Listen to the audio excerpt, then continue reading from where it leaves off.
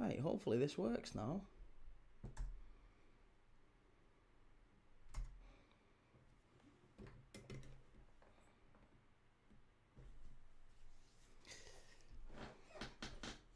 Hello, welcome back to Premier League Dad. My name is Key and we are live for Aston Villa, Newcastle, FA Cup 4th round. Big game. Looking forward to it. Can't really call this one. Really can't call this one. I thought Newcastle were on a bit of a downward spiral, to be honest. And they won away at Spurs. Thought it was a really good performance from them. But they keep kind of throwing me curveballs, Newcastle. I feel like they've struggled massively. Voltemada starts the season really well, comes in, and then now he's on a run of 12 games without a goal, starting to get a bit of criticism. They're now playing him in the 10. It's not really where you'd expect to see him. Johan Wissa, again, not really adapting immediately. He's had his struggles as well, and Newcastle as a whole going forward are just a little bit disjointed. Eddie Howe's got pressure from the Newcastle fans. There's rumours about Tonali wanting to go. There's rumours about Anthony Gordon wanting to go. And then there's all that this weekend. They go and win at Spurs and they do really well. So it just feels like a bit of a mixed bag with Newcastle at the minute. And very much the same with Aston Villa. If we're being really, really honest, it's the same with Villa. Villa, unbelievable run, unexpected title race, flying, lose at home to 10-man Brentford, lose at home to Everton. Can't really call it. They're just a little bit they dropped points against Bournemouth. I didn't think they were particularly good in the Bournemouth game either. It's just a really odd moment for both of these teams. I don't think you can say either of them, even though you would say, both are in the champion. Well, Villa will be in the Champions League next season. Newcastle are in it this year. Both would be Champions League teams in recent years, I would say. Just in a little bit of a funk, I would say. So it's going to be a really interesting game to see exactly how this one really starts, I guess. How does it start? How do both teams, does Newcastle come out firing, come out gung-ho? Do Aston Villa sit off for a little bit and try and pick them off on the counter-attack, as we've seen them do so well this season? They've not got John McGinn, of course. That's a massive loss for them. It's just a really weird game to call, this one. This one finished 0-0 earlier in the season as well. 0-0 earlier in the season. I think it was your first game of the season, Villa-Newcastle. Was it first game of the season? Isak was still playing for him, wasn't he? Yeah, Isak... I'm almost certain that it was... Well, I know it was 0-0, but I can't remember... Was that the first game? I think it was, wasn't it? But we'll go through the lineups. Let's go through the lineups and talk through... Let's talk through everything. AJ, I'm sitting in the main stand at Anfield today. Love that, mate. Good stuff. Ian says Newcastle are us in the 90s. There's a little bit of that, isn't there, Ian? Yeah, I'd agree with that. Villa have missed Marlon. Don't have the scoring ability off the bench like they did under the floodlights. Very, very fair. Josh, what team do you support? I'm a Liverpool fan, mate. Dregs, opinions on Millwall going up. Hey, they're playing well enough that they might just, aren't they? The Den's becoming a really difficult place to go. They only narrowly missed out on the playoffs last year, and this year certainly seems like they've got a chance. So we shall see. Josh Gardiner, I support Forest.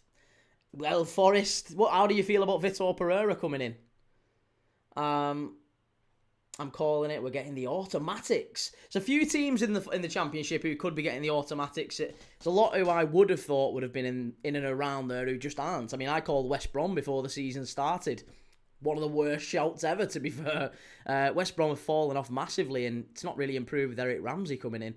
So, it feels like there's loads of teams. Birmingham have still got a shout. Wrexham, of course. Ipswich, Borough, Coventry on Monday night. That's going to be a big game. So we just can't really we can't call the Championship.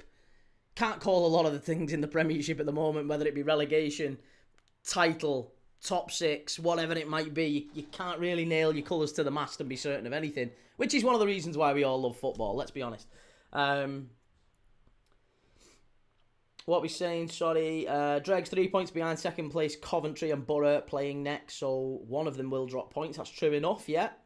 What a brew. How are we doing, Key lad? How much do you have to give the missus to let you stream tonight? What? Because it's Valentine's Day. No. It's all good, to be honest. It's all good. We tend to do stuff during the week anyway. So weekends, she knows are kind of, they're already seconded for football. She knows that Saturday and Sunday are football days, and then through the week, she wants me to go shopping with her or whatever. Then we can do a bit of shopping. But yeah, I mean, generally speaking, it's weekends. Weekends are footy. Weekends we watch football on Premier League. Dad, she knows that. Rubes, he wasn't playing for them. Isaac, he was still in the squad though, wasn't he? He hadn't signed because there was still, I can't remember, we watched the game on the channel, didn't we? It was 0-0. I remember Isaac was still in the squad and there was that whole cloud lingering over them. Callum says main stand in Anfield. Peak, that stand is so dead these days, sadly. It's definitely become a little bit flatter, a bit more of a tourist stand, hasn't it, to be honest. Eugene, how's it going, mate? Lovely to see you. How's things? Reggie, that Man City game was an awful watch. I don't think the crowd made a noise. I stayed away from the earlier games today. I was going to do Burton against West Ham, and thank God I didn't, to be honest. I gave it a miss in the end. What a brew. Spent a fortune on my missus last night. Best believe she's getting dragged out later for the Liverpool game. Love that. Meron, Arsenal winning the league, little bro. I agree, yeah. I think you will do. I think you have to be honest, don't you? Let's be honest. I think you have to. With the amount of money that's being spent, I would agree. I think you've got to win it this year, and I expect you to. Rube says Liverpool and Brighton was the fourth round when Brighton got to the final. Well, if omens are your thing, then maybe that's what we need tonight for... I still don't think Brighton go through. There's no chance Brighton go through. Not tonight. No chance. Liverpool all the way. Callum says the next Prem game is Forest with a new manager bounce. We always get a team at the wrong time. Listen, Forest is a difficult place to go. I mean, Arsenal have just gone there and drew 0-0 with the guy that they sacked. So it's not an easy place to go. We've gone there with better teams and not won. We've gone there and it's a tough place to go. We have to accept that. It doesn't matter about where we are in the table, but yeah, we'll struggle, I'm sure, against Forest. It's a difficult place to go. What a brew says Burton should have really nicked it after the red. So many chances. And Kay Jones says I thought City was getting a 6-0 win today, to be fair. Comfortable 2-0 against Salford. To be honest, the big shock was obviously Burnley. Burnley getting beat by Mansfield. What happened there? Did not see that one coming. Pleasantly surprised though, because I quite like Mansfield. But Burnley losing after going in front. Josh Lawrence, I think that one might signal the end for Scott Parker, if I'm really honest. I think, Reese's Footy Feed, who's a massive Burnley fan, he comes on the channel pretty much every day. Hopefully he's in at some point. Maybe he'll be in tonight for the Liverpool game. He's a big Liverpool fan as well as a Burnley fan. But yeah, I think he's going to be really, really disappointed with that one. He's been calling for Scott Parker to go, and I think that's going to be the end for Scott Parker with Burnley. City won. West Ham won after extra time. Norwich beating West Brom. Again, Eric Ramsey's not had a great start to life at West Brom. Reggie says hard to avoid the new manager bounce at the minute. Callum, half the league's changed managers. And Callum says City win it, I think. 4 points is nothing. It's nearly March time. City love a good run. They do. And I do think at this stage of the season it is, in a weird way, it's better to be chasing than it is to be sort of in the lead and like looking over your shoulder. Arsenal have lost it in the past with that sort of a pressure. And I think it could get to them, but I still think they win it in the end. Reggie, you're not doing a watch-along for the women's curling finals, Key? Damn! I really wanted to as well. I really, really wanted to. Meron says, wow, you're actually neutral for once. Big ups. I'm always neutral, mate. I'm always neutral, believe it or not. What a brew says Vitor Pereira might be one of the most stupid decisions in history. Sacking Dyche is mental. I don't understand why Sean Dyche was sacked. I think he was a really, really good manager. He is a really good manager, and I think they should have kept him a bit longer. But, each to their own. We've got plenty of Forest fans who come in and talk to us on a daily basis and let us know that the style of play just wasn't acceptable. Eugene says it's going to be a bit weird, this game. People say Villa are going to win, but Villa have been a bit dodgy these last few games. I think it's going to be a draw. Well, it's got to go to extra time and penalties then. Listen, if we have to get a winner tonight. This is the thing. It's the same with the Liverpool-Brighton game. There has to be a winner. It has to go to extra time and penalties. We are going to get a winner in those ties no matter what. So, we'll have to wait and see. But I think... Well, let's go through the lineups. Let's go through the lineups. Sam, let's just mute and block Sam. Let's just mute and block him. We don't deal with trolls in here. We don't respond to that. If you come in and have a good chat and have a good faith argument, I'll talk to anyone. You know that. I'll talk to anyone. I'll have a conversation with absolutely anyone. But if you come in and you're a tit, we'll just block and move on. It's nice and easy. Andy says Burnley can do one. Only team to let me down. Oh, it's always going to be one. Always going to be one. Asula to win the match, says ZQXV, and under the floodlights, Villa missing Marlon. Robert, I think we put Ramsdale in for the reason of it going potentially to pens. Well, let's have a look. Let's have a little look. Jack the football fan says Southampton v Leicester has gone into extra time. Jack, I mean, Southampton-Leicester ended up going 4-3 the other day, didn't it? Southampton pinching it late on. It was always going to be a tough one that to call. But let's go through the lineups for Villa-Newcastle because we are half an hour or so away from kickoff. And there's some interesting lineups. So, Aston Villa have dropped Martinez. They've put Bezo in goal. They've got Bohada, Lindelof, Pau Torres and Digne at the back. That's a surprise. I would have thought we'd have maybe seen Konza and maybe Mings, Martin keeping their place, but no. They've gone with a pretty rotated back four. Bohada, Lindelof, Torres and Dean. Onana and Douglas Luiz just shielding in front of the back four. That makes sense. In front of them is Ross Barkley. Ross Barkley comes in and gets a start. It's Morgan Rogers off the right, Leon Bailey off the left, and Tammy Abraham through the middle. So Aston Villa have got Buendia on the bench, Konza, Martin, Martinez, Mings, Sancho and Watkins. No Watkins starting. That's another big call from Unai Emery. For Newcastle, it's Ramsdale in goal. It's Lewis Hall.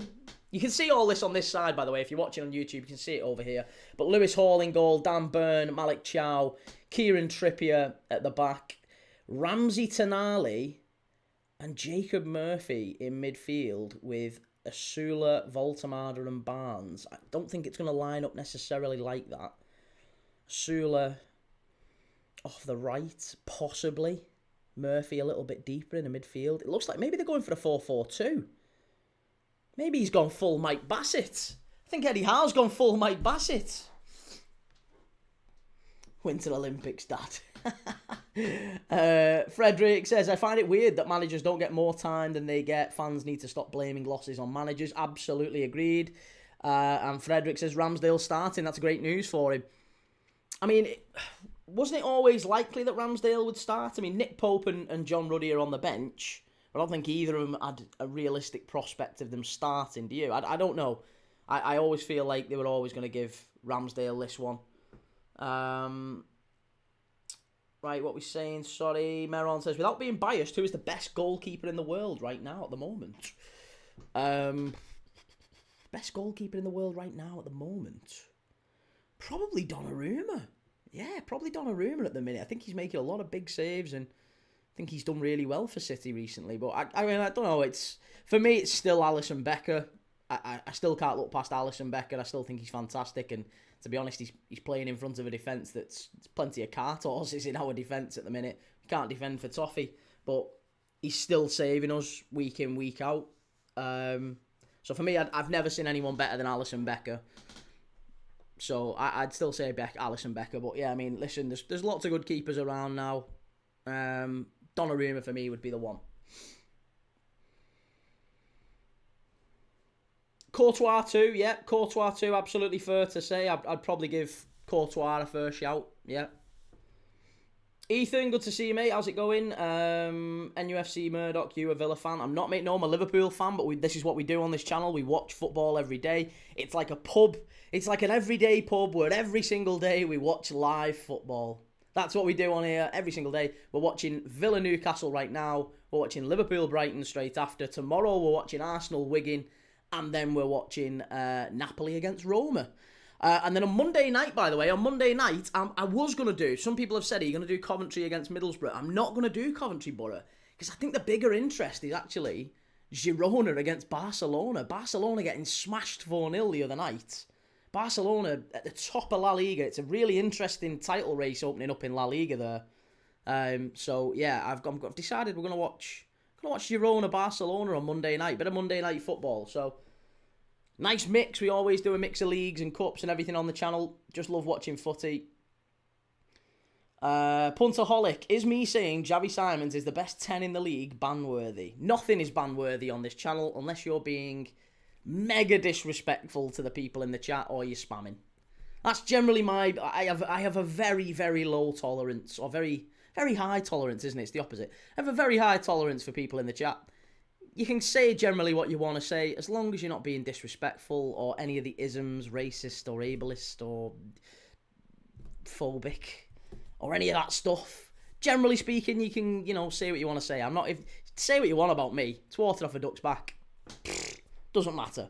But yeah, if you're having a pop at people in the chat, or if you're disrespectful to them, or if you're just generally spamming, then you'll get moved on. But no, you won't get banned-worthy. There's nothing banned. Nobody banned for saying that Javi Simons is the best. It's just an odd opinion. I've never heard anyone say Javi Simons is the best 10 in the league, mate. But to each their own. Wizard Les Wizardies 6830. Who's gonna win? Yeah, if I had to put my fingers in the drawer on this one, I think I'd say Villa. Villa to win the tie. I think it might go to extra time though. DZ Solid, where is that accent from? It sounds weird. I'm originally from St Helens, mate, so I grew up around there, born about 20 minutes from Anfield. Grew up around St Helens, which is just in between Liverpool and Manchester. It's a bit of a hybrid accent. Bit all over the place. Anfield 90, how's it going, mate? Lovely to see you. How's things? Frederick says, I think Ramsdale started like 5 or 6 games for Newcastle. He has, that's what I thought. I really thought that he would be in tonight. Sleepy says, do you think United will get the Champions League? I think, personally, mate, I think you can flip a coin for Manchester United and Villa at this moment in time. I expect Liverpool will, and I expect Chelsea will. And then I think that 5th spot, assuming England get the 5th spot with their coefficient, I think it's a straight... You could flip a coin between Manchester United and Aston Villa. That's how I see it anyway. Could well be that. Wizardy says, fair point, you notice me. I'll chat to anyone in the chat, mate, you know me. Reggie, who's the most famous person from St Helens? Most famous person from St Helens? There's quite a few, Johnny Vegas from a comedian point of view. There's quite a few darts players who were born in St Helens, in with the glasses. Stephen Bunting, he's from St Helens. Stephen Tries, the big YouTuber, he's from St Helens. There was a fella who directed 2 or 3 of the Harry Potter films. He's from St Helens. There's quite a lot of people from St Helens, yeah. Michael Smith, yeah. Chisnall as well. Dave Chisnall, I think, as well. Evening, how's it going? Mia Blabber. I don't know how I'm pronouncing your name, but welcome in. ZQXV says, I think it's Nick at centre attacking made a Sula at striker. Fair enough. The Anfield 90, all good, bud. You having a good show? So far, mate, yes. So far, it's we're only sort of 15 minutes, 20 minutes in. We've got our quizzes coming up. We do quizzes before the game sometimes, definitely at half time. And depending on how the game's going, sometimes during the game. But it's always good fun. Malcolm says, Chunks from YouTube is from St Helens. Chunks? No, he's not. Is he really? Well, I don't know. The second one. Mia Blaber. Okay. There you go. I'll try and stick to that one. Gamer G. Yes, Key. How's it going, mate? How's tricks, lad?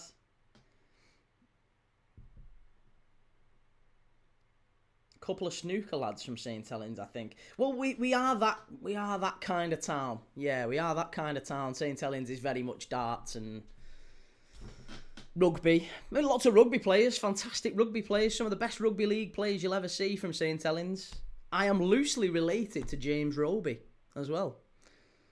James Roby played for Great Britain and fantastic player.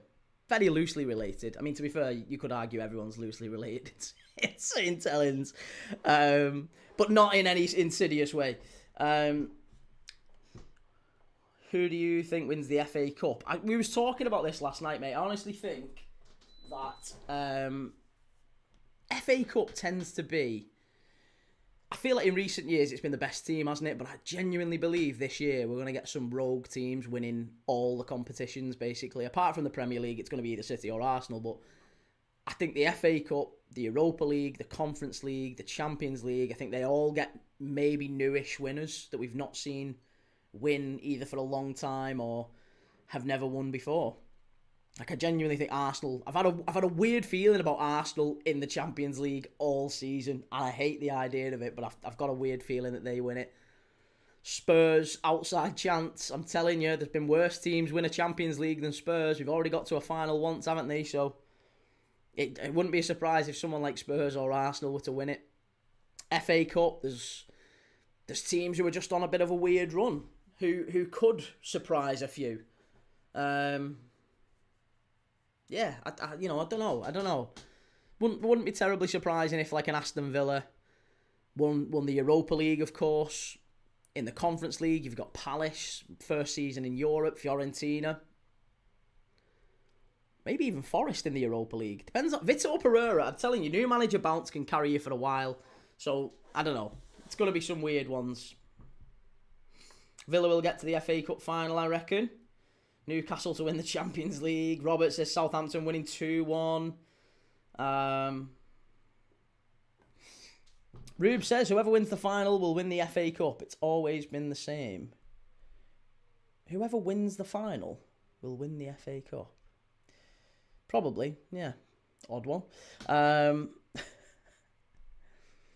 Liverpool and Man City are due a final together. Liam says, hi Key, I don't know why, but I can see West Ham winning the FA Cup. I'd quite like that. Yeah, I'd quite like West Ham to win. I don't mind West Ham as a club. I think West Ham as a club is quite a cool club. Quite like them. And I quite like Nuno as a manager. I really like Jared Bowen. They've had a bit of a hard time as a fan base recently, West Ham. I think they're quite cool. I mean, listen, as a Liverpool fan, I don't, there's not an awful lot of teams that I've got an issue with, apart from your United, your Evertons, but West Ham are all right. West Ham are okay in my book. Eugene says, Key, who's your favourite Liverpool player in history? Robbie Fowler. Always Robbie Fowler. Everton for the FA Cup. No, they got knocked out. They got knocked out first round. That was one of the best games we watched on this channel for a long time. Everton against Sunderland it was, wasn't it? And they got knocked out on penalties. They missed the first 3 penalties, Everton. They got beat 3-0 on penalties. I've never, ever seen that before. Lost a penalty shootout 3-0.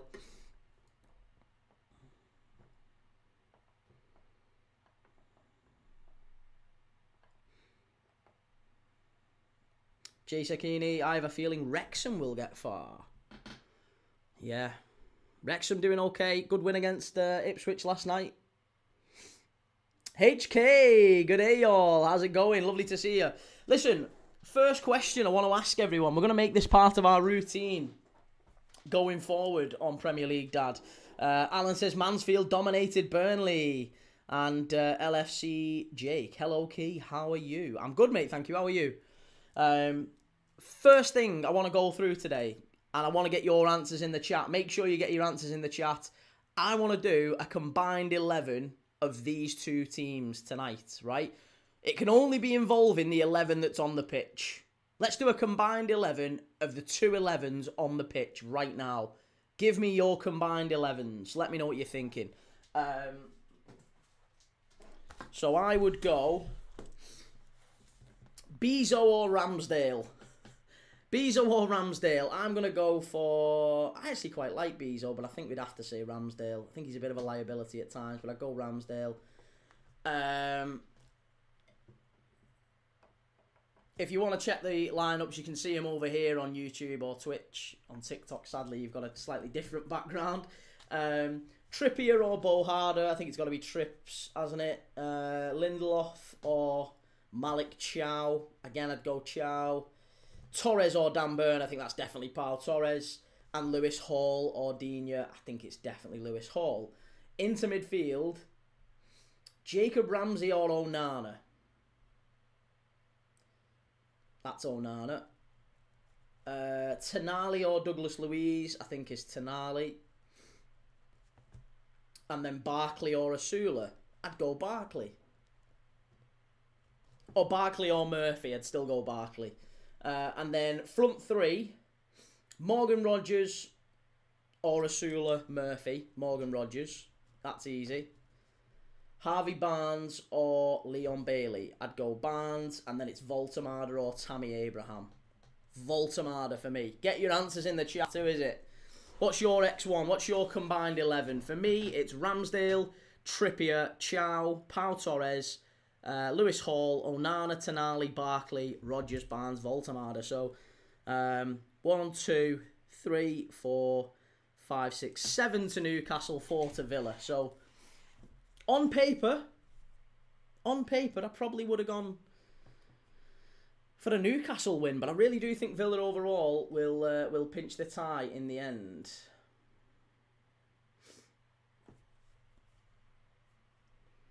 HK, I'm surprised you're doing a live today. I thought you'd be out on dinner with the wife and kids. No. To be honest, mate, Valentine's Day is not really a sacrilege sort of day for us. We don't really do an awful lot with Valentine's Day. We never have done. And that's not to say I'm not an old romantic. It's just more, it's just another day. It's just another day. It's all commercialised. I show my wife I love her every day. Or at least that's the excuse I gave. That was the excuse I gave today. But no, to be honest, she knows weekends. Weekends are football. That's what we do on the channel. So we'll do something nice through the week.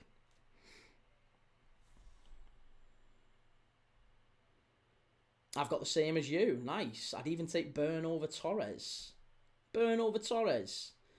Manchester United fans says Abraham over Voltemada all day. Well, I mean, maybe on current form, Voltemada has got no goals in 12. He's on a bit of a barren run, isn't he, Voltemada at the minute? Reggie says Ramsdale, Trippier, Chow, Torres, Hall, Onana, Tonali, Douglas Luiz, Rogers, Voltemada, Barnes. Yeah, okay, fair enough. Try and incorporate Douglas Luiz in there instead of Barkley. Adam says Villa could bow out of the FA Cup and focus on Europa. And Frederick says, just found out that Voltemada was born in 2002. That was a shocker. And Donnarumma, 99. Oh, God. Makes you feel old, doesn't it? HK says, you better do something nice or you'd be in trouble. Hey, listen. I rule with an iron fist. With my... No, I'm only kidding. I really don't. I like to pretend I do, but no. It's all good. She knows. She knows. Rube says Ramsdale, Hall, Burn, Chow, Trippier, Onana, Tonali, Barkley, Rogers, Barnes, and Abraham. You'd have Abraham over Voltemada. I still think that's... I don't know. On current form, yeah, but I think Voltemada's a better player. K. Jonesy, where'd you get the World Cup trophy from? It was bought for me. I think it was a TikTok shop job, to be honest. So, I didn't buy it. I didn't buy it. Same as the Premier League trophies behind me. I didn't buy it. They just got bought for me. Like, here you go, Key. I thought, seeing as you do your football stuff, I thought you might want to have that behind you. All right, fair enough, yeah. Fair enough, yeah. I'll put that there, no probs. Oxford fans says, Key, I'm going to go, but I'll be back for Liverpool-Brighton. No worries, sir. See you soon. And Frederick says, I thought that Donnarumma was in the late stages of his career. He's been around for a long time. It feels like Donnarumma's been playing since I think he was wasn't he 15 when he made his debut? I'm sure he was 15. He's been around for a while. Good player. Sam Lawler, Albion. Have you managed to get a win finally? No, you got beat. Norwich 3-1. Not a good time for the Albion. Eugene's gone Ramsdale, Trippier, Lindelof, Burn.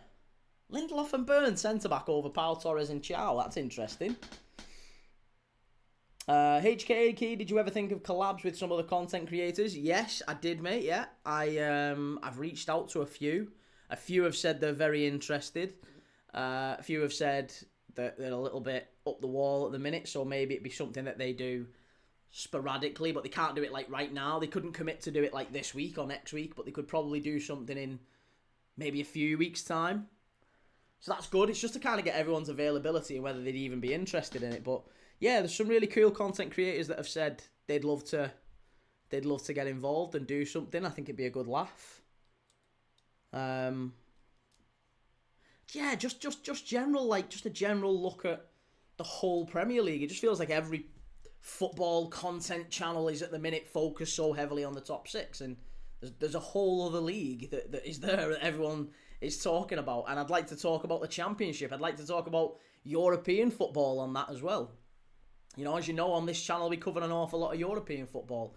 We're watching Napoli-Roma tomorrow night. We're watching Girona-Barcelona on Monday night. And we do a whole host of the Conference League games and the Europa League games that maybe no one else covers. But there's always a game on here. If you like football, if you love football, you're passionate about it, whatever team you support, this is basically the pub where we all have a chat about footy and watch it every day. Buzzy Muntu, it's because Donnarumma is going bald. Why most people think he's old and he's been around. Hey, I'm going bald. I'm not old yet. I'm still young. There's still life. Andy, if Aston Villa, I think I need to head to Turkey. Get to Turkey, get one of them. HK says, I'm pretty sure your personal favourite is my goat Goldbridge. I mean, to be honest, mate, I don't know if I'm big enough for Goldbridge yet. Maybe in time, maybe if I'm blessed, maybe. But I don't know. No, I don't think I could collab with Goldbridge just yet. It might take me another 10 years or so. But yeah, I don't know. He's a good lad. I like his stuff. Smashermade says, does 7th not get Europa if top 6 teams win both cups? Possibly. Again, it depends on the coefficient, I think, because the Champions League places drop down to 5th if drops down to 5th if England does well enough in all the competitions. In that case, then, let's assume Villa were to win the Europa League, then that would drop down to 6th for Champions League, weirdly enough.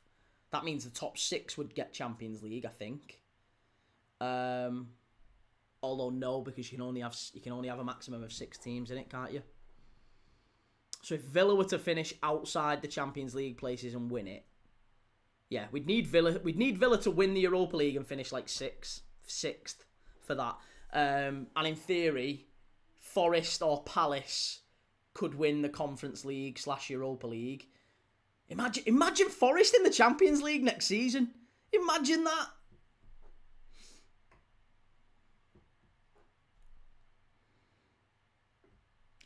Clarkey got his name right, Brent de Cesare. I mean, I understand why he doesn't have his usual name.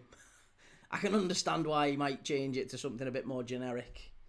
Coefficient is basically confirmed. Well, it is and it isn't. Again, it could all change very quickly. If Palace get knocked out early, Forest get knocked out early, we don't know what yet happens with Spurs and Newcastle in the Champions League. It can all change very drastically. And if, you know, the Spanish, I genuinely think Betis might well go far in the Europa, and you know, there's a lot of good teams that could go on and do well in the... Rayo Vallecano could go and win the Conference League. Reggie says, bloody hell, if you had to take an absolute stab in the dark at how many minutes Gareth Barry has played in the Prem versus Milner, what do you think the totals would be? It might surprise you. I've seen it. Isn't it? He's played like 4 seasons of football more than James Milner, hasn't he? I saw that the other day. It's just unbelievable. Milner's got the most appearances now, hasn't he? But... yeah, but Gareth Barry's got, like, by far the most minutes. Foxy, I'm dreading this game. And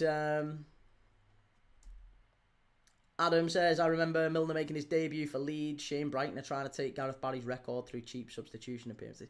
They're not trying to take it. Listen, at the end of the day, I don't think Gareth Barry is insecure about losing his record. He's still the player with the most appearance or minutes in the Premier League, isn't he? You could just claim that. Nothing wrong with that. DC, do you think Goldbridge is the best? He's very unbiased on That's Football. Well, listen, I love Goldbridge. I think he's very, very entertaining. However, I think you have to earn the right to be unbiased. He knows. He said this himself. Balance doesn't get views, right? Balance does not get views. So, and a lot of content creators know this. And you have to manufacture some sort of division, I guess, to succeed as a content creator. He said this umpteen times. He has said this, and he said you have to, what they call, play the game. You have to play the game. And he does it. And then that's why everything gets called rage bait now. It's really sad. But yeah, I really, really try to avoid all that sort of stuff.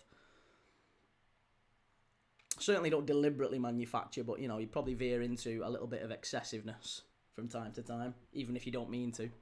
Because you get excited. Veggies, when were the last time you were outside? About 40 minutes ago. I think if Villa finish 6th and win the Europa, then 5th would be Europa. No, because six can be in, can't they? Haven't we got 6 in this year? I'm sure we've got 6 in this year. We've got Arsenal, City, Liverpool, Chelsea, Tottenham, Newcastle. Yeah, we've got 6 in this year. So if Villa were to win the Europa League but finish below 5th, then the top 5 would get Champions League plus Villa. So it'd be 6 again.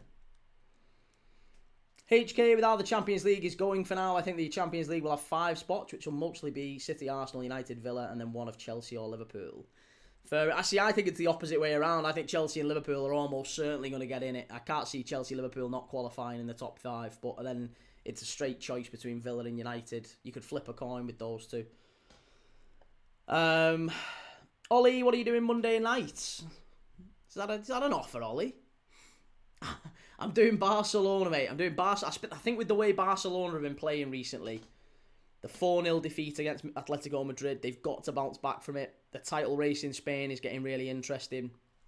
So, yeah, I was intrigued by the Girona game.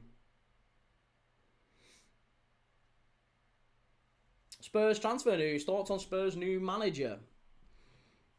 He's very divisive. He's been sacked wherever he's been.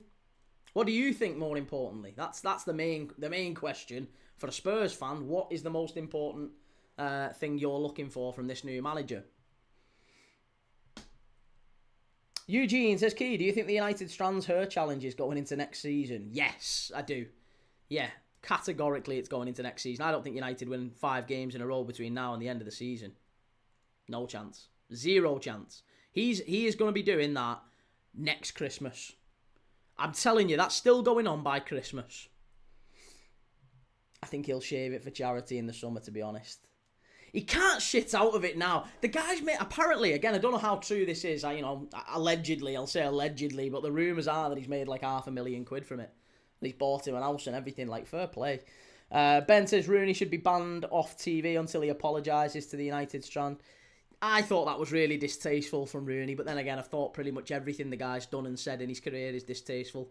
Yeah, I mean, you can only base off what you know and you see and you hear from people, but wonderful footballer, one of the best footballers I've seen, but my goodness me, what a prick. What a prick. To say what he said about him, I thought that was really harsh. He seems like a nice kid.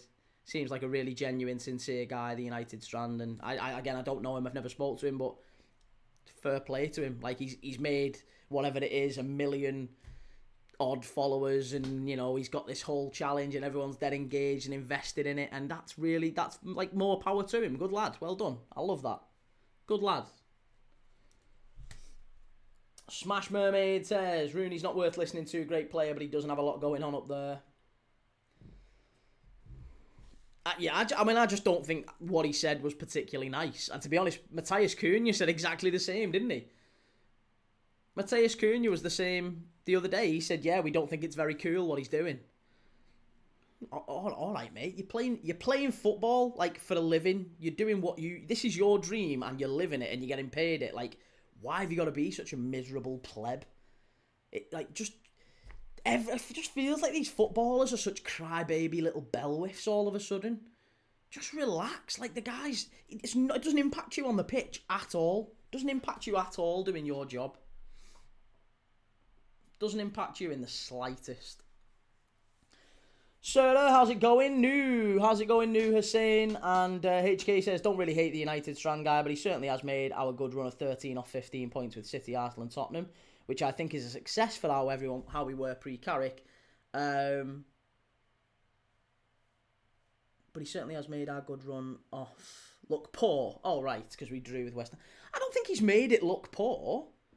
No, I don't think he has. I don't think he's made it look poor. I think he's set a challenge that United did in the year before he started this whole thing. And, yeah, I think it was eminently reasonable to expect that they would do it inside maybe 12 months. And they haven't. It's gone well beyond 12 months. And it's looking like it may even extend into 2 years. So, I don't think that's a reflection of him. It's a reflection of the team. And yeah, I mean, look, I don't know. If they can't deal with that outside pressure, then football's probably not for them. Eugene said, Key, Rice or Bruno Fernandes. I think they both play very different positions, don't they? That's a little bit unfair. Well, not unfair, but you can ask whatever question you want. But I wouldn't put those two in the same bucket. I think Rice is more of a box to box and can play a little bit deeper. Bruno Fernandes is very much the guy you want around the box. I think he's fantastic. I think both are fantastic. Rice, for me, would be world-class, one of the best midfielders in the world. Bruno Fernandes, very underrated. Annoying, like really annoying, and I wouldn't want him at Liverpool. Talent-wise, I think he's fantastic, but I wouldn't want him at Liverpool. I don't think he's necessarily a captain or a leader or... Yeah, I still an unbelievable player, but not a player I would want at my club.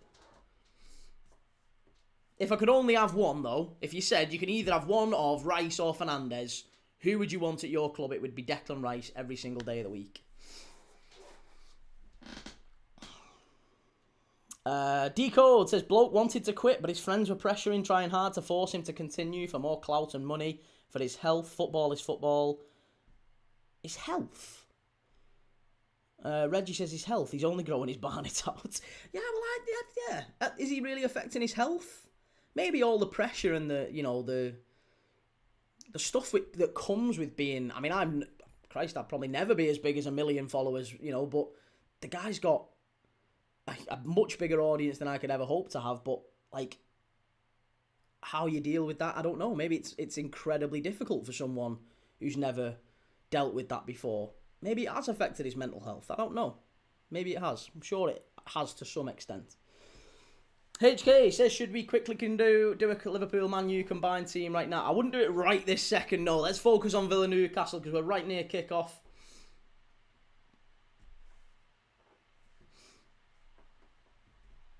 And we are off. Voltamada in the hole.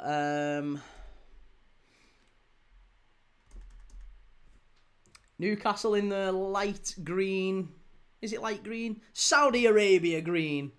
They're in the Saudi green away kit, Newcastle. Aston Villa in their typical claret and blue.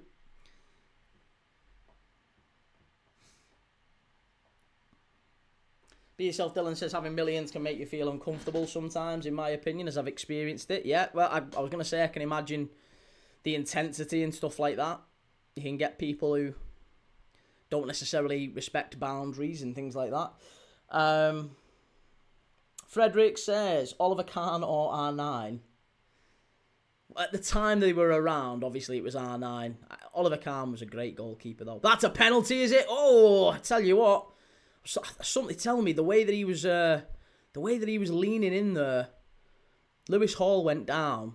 Obviously, there was no real claim, but the way that he lunged in, it must have been a very good tackle. Let's watch this. As he gets into the box, it's Onana. What a tackle that is, actually. What a tackle. I didn't see that. Didn't see just how well that was. I really rate Onana.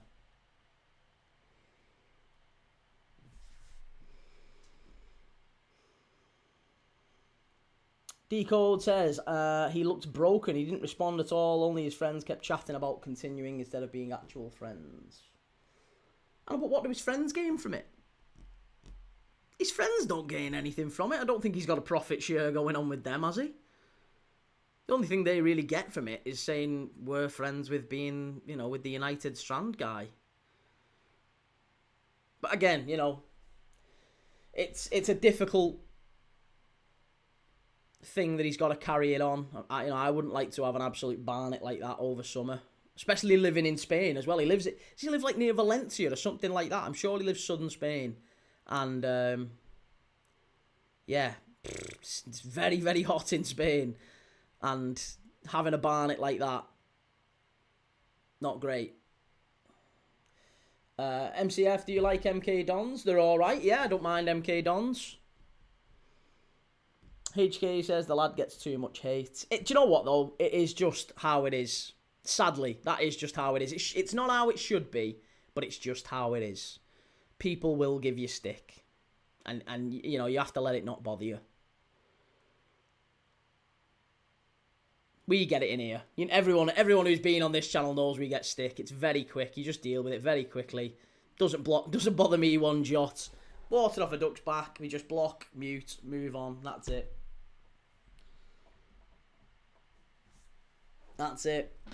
Bayern Munich. Why do you hate Arsenal? They have no rivalry with Liverpool. I don't hate Arsenal. Decode says clout is a huge drug. Influence. Everything influences consciously and unconsciously. But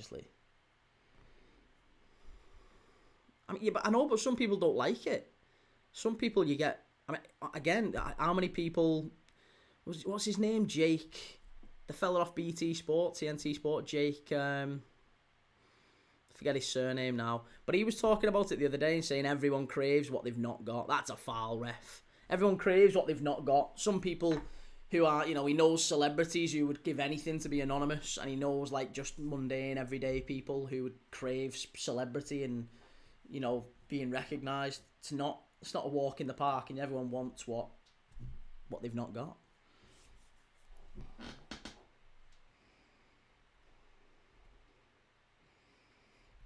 The fake Dons. Douglas Luiz booked. HK says, hi Ryan, a new friend in here. How's it going, Ryan? El Beckham Kulov. Hi, how's it going, mate? Jake Humphreys, that's the one. Yeah, Jake Humphreys. Ethan, how's it going, mate? Lovely to see you. DC says, are your fan base not be annoyed? Well, I can't speak for my fan base. I can only speak for me. Same way that I wouldn't ask you to speak for all United fans. You can't speak for all United fans. In fact, I'll be honest, I just think all football fans generally are the same. I don't think Liverpool fans really are broadly different. Or City fans are broadly different. Or Villa fans are broadly different. It's just society. It's just people as a whole. We just choose to support. Or sometimes it's not choice. Like I said, I was born into it. Some people are born into it. I think most people are born into it. But even if you choose it, even if you're not from those areas, I still think broadly football fans are the same. And there's good and bad from every fan base. So for me, I wouldn't be annoyed at it. I'd say, good lad, go and get it. Fair play to you. More power to you. Meron says, best goalkeeper in the Prem right now, no bias. We've just done that, Meron. You asked me earlier.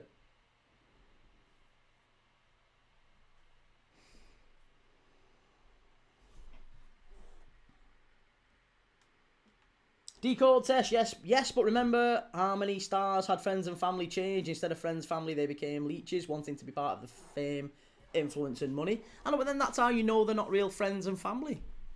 That's how, listen, I imagine celebrities do this anyway, but you have a very tight circle. You have a very, very tight circle, and you don't let anyone in unless they prove that they're worthwhile and they can, that they can be dependable and loyal and all that sort of thing. And if they mess up, fool me once, shame on you. Fool me twice, shame on me. If you have people around you who are begging and all this sort of stuff and making your life difficult, just get rid. Just move on. Life's too short. There's far too many people in the world. You don't need to be wasting your time on people like that. So if there were people around him who were making his life harder and making choices for him and all that stuff that was affecting his mental health, then he's got to move them on. That's how you have to be. You have to be that way.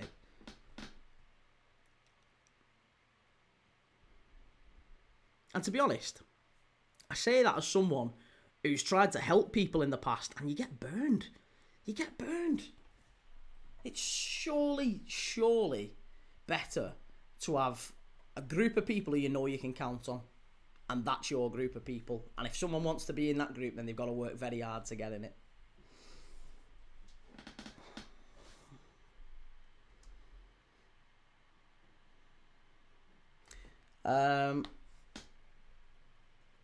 VRV, hi guys, first time here. Good lad, good to see you. How you doing? Who do you support and who are you hoping for tonight, Aston Villa or Newcastle? As a reminder, we do this every day. We watch live footy every day. We're doing Villa Newcastle now. We're doing Liverpool Brighton later. Tomorrow we're doing Arsenal Wigan. After that we're doing Napoli against Roma. But every single day, we are always live watching games of football with fans from all around the world who support all different types of clubs, and we just talk footy and we love it. That's what we do here. If that's your thing, then hit like, hit subscribe. You'll see more of it in your news feed and your browse feed and all that stuff on YouTube or Twitch or TikTok or wherever you're watching this. And if you don't like it, that's totally fine too. I appreciate you being here and commenting.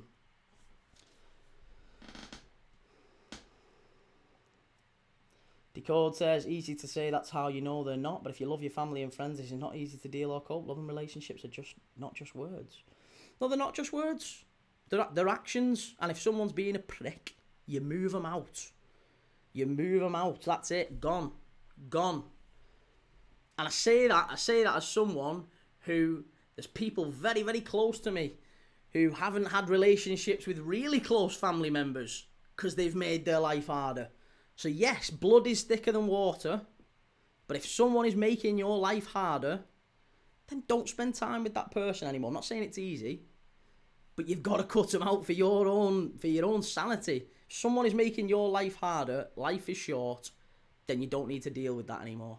Just take a walk, limit contact. That's how you do it.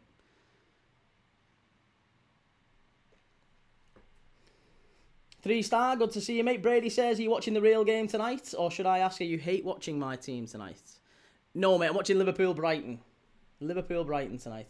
VRV says, I support Wolves, man. Sucks right now. Which team do you all support, guys? So I'm a Liverpool fan. We've got loads of fans in the chat, as you'll see. Reggie's a big Arsenal fan. Three-star's a big Forest fan. We've got Oxford fan who comes in. That's his actual username. That's not just me saying he's an Oxford fan. His name's Oxford fan. We've got Ryan, who's a big West Ham fan. Who am I scrolling up and seeing? Julius, a Spurs fan. Bayern Munich G5. Who does he support, I wonder? So we've got a nice mix. We've got a nice mix, plus loads of people on TikTok who watch along as well. Taylor, big Chelsea fan.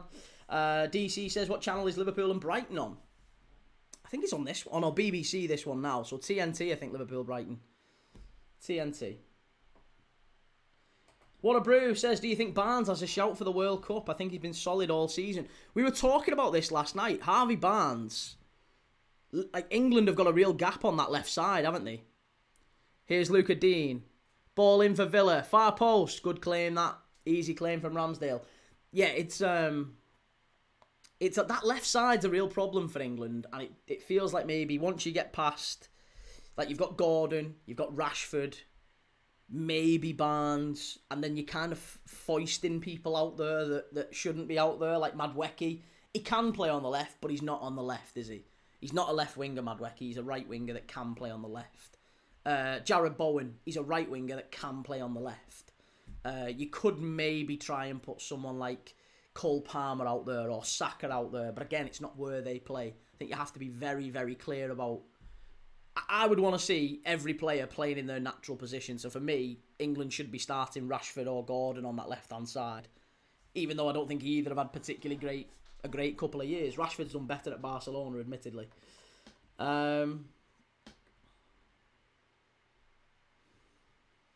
DC says, I can see why some fans don't like it because he's making a living off their failure. I don't care.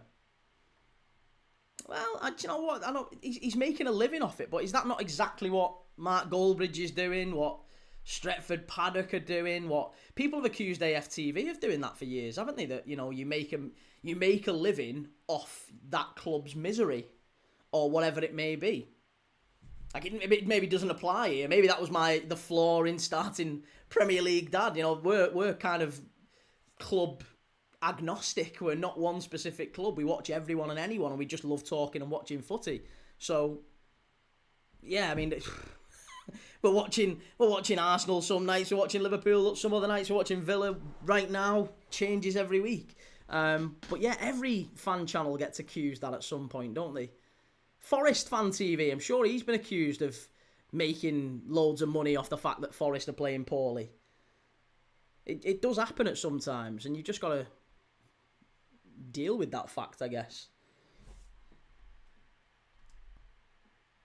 Comedy Long Pants Gamer, yo, good to see you, mate. What's up, Key? Long time no see. Yeah, good to see you, man. How's things? HK, I support Man U. That's nearly ban-worthy, HK. VV says, I'm doing all right too, sir. Good lad. Bayern Munich says there are fans who support players and not the club. Well, yeah, listen, I experienced that earlier this year with the whole Mo Salah incident. Christ, I came out and said that Mo Salah was bang out of order for doing what he did. Villa are in. Chance. Oh, is that going to count? I think it is. What a goal that is. Tammy Abraham, I tell you what, talk about a real set-piece move, this one. That's fantastic. Training ground manoeuvre from Aston Villa. And Newcastle are behind. Tammy Abraham, he's going like this with the badge, Tammy Abraham. You've only been at the club 5 minutes. What are you doing? But it's a fantastic little dink over the top. Is it Morgan Rogers who floats the ball over? It's a free kick, very, very central for Aston Villa. It looked like it wasn't even on. But Abraham do you know what? It looked like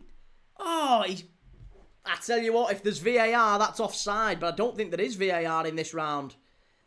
He would have been offside. He would have been offside. The ball just got dinked over the wall. Tammy Abraham looked like he'd broken the offside trap, but he's not. It's Douglas Luiz who floats it over. It's going to be 1-0 Villa, but that would have been offside. That would have definitely been offside. Tammy Abraham puts Villa in front.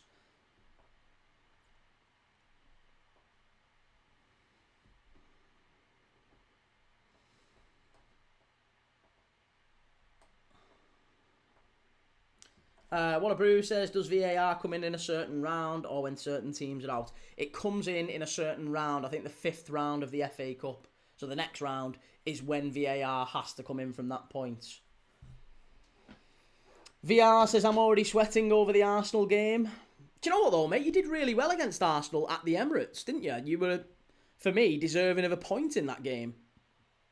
It was 1-1 going into literally the last 60 seconds of the game, and somehow they get a bit of a deflection and they pinch it again off a set piece. Here's Newcastle into the box, strike. It's gone out for a throw-in. Harvey Barnes isn't getting... Oh, it's Asula, sorry. You can see where I got confused. Asula shanks his shot from the edge of the box and it goes out for a throw-in. Sean, sorry, what's that, mate? I didn't see the question the first 26 times you posted it. Who do I think is winning the league, mate? I think Arsenal's winning the league. Yeah, Arsenal probably win the league given the amount of money they've spent. I think they have to win it. So yeah, I think they've got to win it this year, and I expect them to. But again, wouldn't be surprising if they bottled it again. But no, I think they will. I think they've got to. Waller Brew says, have they got Voltemada playing in the midfield? He looks very deep. It baffles me. I have no idea why they're playing him in that position. It doesn't do him any favours at all. He's not quick enough to play there. He's a wonderful player on the ball. He's kind of like putting Crouch in that area. Yeah, it's kind of like putting Crouch in there. Bayern Munich G5. Are you Irish? Me? No, I'm not from Ireland. It's funny. Are you from Ireland? Are you from Wales? I am from neither. No. Sean, right answer. Like a good little boy. That's me. Brave little soldier. HK says, hi VRV, mate. I'm rooting for you all this weekend, though. I think everyone is, aren't they? Let's be honest. Everyone's excited for Wolves. Villa into the box. Pulls it back. Chance. Barkley. Oh, I tell you what, claim for the handball. The referee says no. Villa look like they're really kicking on. Down the right-hand side with Bo Harder here.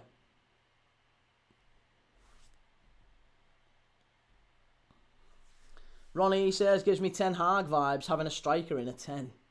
Just isn't really working, is it? He's on a 12-game barren goal-scoring run. Strike! Oh, just wide from Barkley. Shanked it again. Moses says Villa to win this one. Sir, how's it going? Where are we? Reggie, call it superstition, but I never feel good about seeing teams playing green. Yeah. I like Newcastle's kit.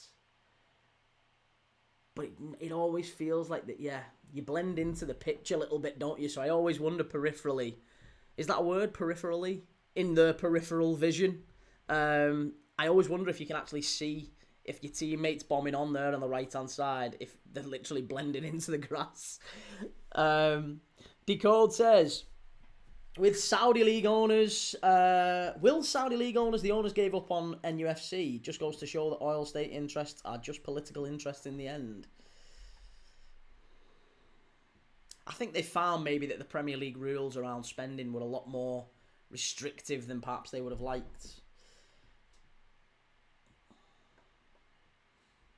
Vote Reform says, honestly, Toon don't need FA Cup with our injury issues. What a Brew says, you've got to be like 2 minutes in front of me. It's on BBC, mate. You can put it on BBC. Taylor says, what if Macclesfield get to the 5th round? How's that going to work? You can put VAR in at non-league grounds. Just have to get there and get it installed very early. VRV says, Yoki, does any Man U fans are your regulars here? Because you're a Liverpool-centred channel, innit? No, not at all. No, we're not a Liverpool-centred channel. In fact, you'd be surprised how few Liverpool fans we have on even though I'm a Liverpool fan.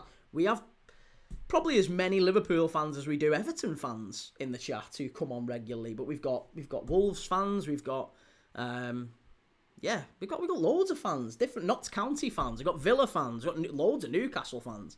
Foxy's a big Newcastle fan. Joe, one of our mods in the chat's a big Newcastle fan. So yeah, we've got fans of all teams, to be honest. Got loads of Coventry fans as well in. Loads of Borough fans who come in regularly. So it's good. It's all good.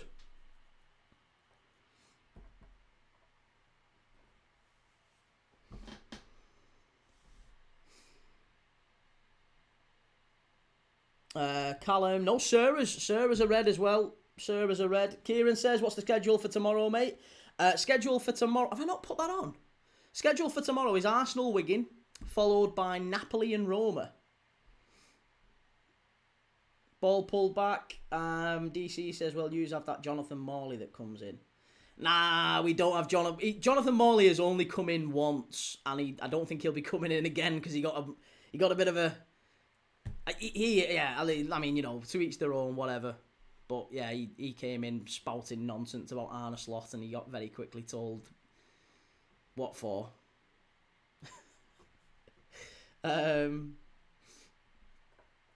only 3 points behind Bayern. Yeah, S says score predictions for Liverpool Brighton. I think Liverpool to win that one. It depends on the lineup. Still not seen the lineup. Jürgen says same happened in the City match. Marmoush was miles onside but was given offside. Now Abraham is offside but given onside. It's baffling in the FA Cup, isn't it? I went to the very first FA Cup game where VAR was used. In fact, I think it was the very first time that VAR was used full stop in England. And it was in a game between Liverpool and West Brom at Anfield. Liverpool got knocked out as well. So yeah, I went to that game. The very first use of VAR in English football, I think it was. Liverpool, West Brom at Anfield. Friday night game, and we got knocked out. Ethan G says, what's your favourite country in your opinion? My favourite country? I don't really know. I've got a lot of places I like. Voltamada, back out to Lewis Hall. Got to strike that. What are you doing? Into the area. Good claim for the penalty again. No. Good tackle from Onana. And that is going to be a foul to Villa. Dan Burns screaming for a foul they're not going to get. VRV says Cunha leaving us has taken a really hard toll on Wolves. But yeah, such a player was bound to leave to a bigger club. He was a good player. And he still is a good player. But I think you got a good fee for him. 70 million quid is not bad at all. You just maybe not invested it as well. Kieran says you should do Birmingham Leeds at 12. I was considering Birmingham Leeds, but I don't know. I might do, I might not. I'm not sure. I might leave it. I don't know. We normally do 3 games on a weekend, as you know. 3 games on a Saturday, 3 games on a Sunday. And this weekend, I'm only doing 2 on Saturday, 2 on Sunday. Buzzy Muntu, I'm a big Liverpool fan from South Africa since the days of Robbie Fowler. Yes. Well, that's where the name Spy on Cop originates, isn't it? South Africa, from the Boer War in South Africa. So there are Liverpool links to South Africa. Buzzy Muntu. Reggie says Key's favourite country is China. Great bunch of lads. Ryan says my favourite country is Australia. Can't say I've ever been to Australia. Well, my missus has. She lived in Australia for a year. She loved it out there. She did a skydive. Jack Play says, what time will we know the lineups for the Liverpool game? Probably in about 45 minutes or so. Half an hour to 45 minutes. 3 Star says, honest, I was disappointed when Mr. Maranakis sacked him. Jake, I was asleep, mate, and missed the celebrations. And VRV says, my favourite country is India, because I went there about a couple of weeks ago and I liked what I saw. Nice. Lovely. Yeah, I was going to say, there's a mate of mine who's doing, he's backpacking at the moment and he's going across India, and then he's going into Pakistan and down to, well, I don't know if it is down, my geography of that, my understanding of that, I think it is down, I think it is south. Is it south? I don't know. He's going down towards Everest and K2 anyway. He's doing, not K2. He's going down towards Everest because he's trying to do all that sort of stuff. He's a cameraman, has worked for Bear Grylls and stuff. Ox, how's it going? Is it half-time? It's not half-time yet. No, we're doing our half-time quiz. We always do a half-time quiz on this channel, as you know. At least one, sometimes 2 or 3. But we'll always do a half-time quiz. So if you like those things, make sure you stick around for half-time. Make sure you've liked. Make sure you've followed. Key, will you do Liverpool-Brighton? I am doing Liverpool-Brighton, mate, yes. Liverpool-Brighton is already scheduled. If you go to my channel, you can see it's already there. It's already scheduled. Callum, I'm half Pakistani, so I don't mind there. Have you been there? Again, I've heard really good things. I've heard really, really good things about it. And to be honest, I've seen there's what's his name? Warren? Is it Warren? The Scouser who does like vlogs of travelling. And he said Pakistan's like one of the best places he's been to. Like really, really lovely. I've seen a few of his travel vlogs. Trust Academy Soccer. Yo, how's it going, mate? Lovely to see you. Leon, what FA Cup games are you watching tomorrow? Just the one tomorrow. I'm only doing Arsenal against Wigan. I was going to do Birmingham Leeds at 12 o'clock or Oxford Sunderland, but I don't know. I've not got them on the schedule at this moment in time. I'm only going to do Arsenal Wigan and then Napoli against Roma in Serie A tomorrow night. How are you doing? I'm good, mate. Thank you. How are you?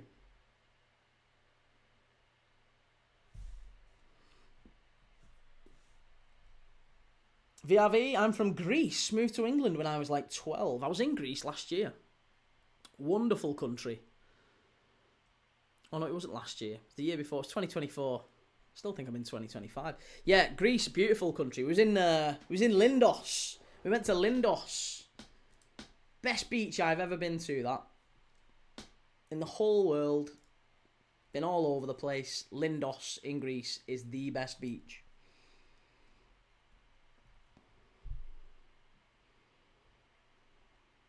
Not just yet, good hospitality though. Cool. Arsenal Wigan. Frederick, how about you don't do Arsenal if they are so boring?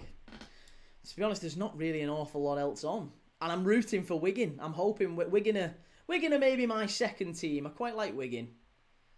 Yeah, or they're one of the teams that I quite like because they're fairly close by. So I don't mind Wigan. I'm hoping they beat Arsenal tomorrow and knock them out the cup. Manchester United fan who's in control of the game. So far, Aston Villa. They're 1-0 in front, 27 minutes gone. They've been probably the better team. Newcastle haven't done anything just yet. It's been a bit chaotic in the middle of the park. Lots of second balls. The press just isn't quite working for Newcastle. I think Newcastle will feel disgruntled at the fact that they've gone behind to a goal that was offside, and if it was in the Premier League, it would have been ruled out. But this is how it used to be, isn't it? This is you've kind of got a window back into what the Premier League was like for many years, that there were goals like this, decisive goals in games, and, you know, they were offside and they should have been ruled out, but they weren't ruled out. Or they should have been given and they were ruled out. There's plenty of goals like that. Newcastle are in here, got a chance, he's got it. Oh, you've got to roll that to your right there. That is unforgivable from Jacob Ramsey. If he rolls that to his right-hand side, I think Tonali is just waiting. He's got a free shot on goal, Tonali. He's in the penalty area. All Ramsey has to do is roll it to his right-hand side. Sandro Tonali in acres of space. And stupidly, Ramsey decides to go for goal himself. Very, very selfish. Newcastle's midfield is so weak. I mean, Jacob Ramsey, Tonali, and Lewis Hall. Sorry, Jacob Tonali. Jacob Ramsey, Tonali, and Asula, or maybe Jacob Murphy. I don't know who it is who's dropping a little bit deeper. It's either Asula or Murphy who's dropping deep into that midfield three. It's not quite working.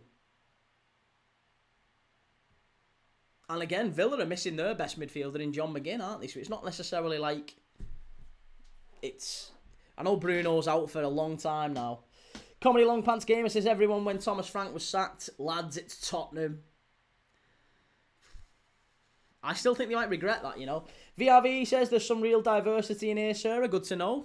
Yeah, lots and lots of diversity. That's our channel's middle name. Premier League diversity, Dad. Ben says James Carragher's injured. Is he? Oh no! He's the thumbnail player. I need to take James Carragher off the thumbnail then if he's not playing tomorrow.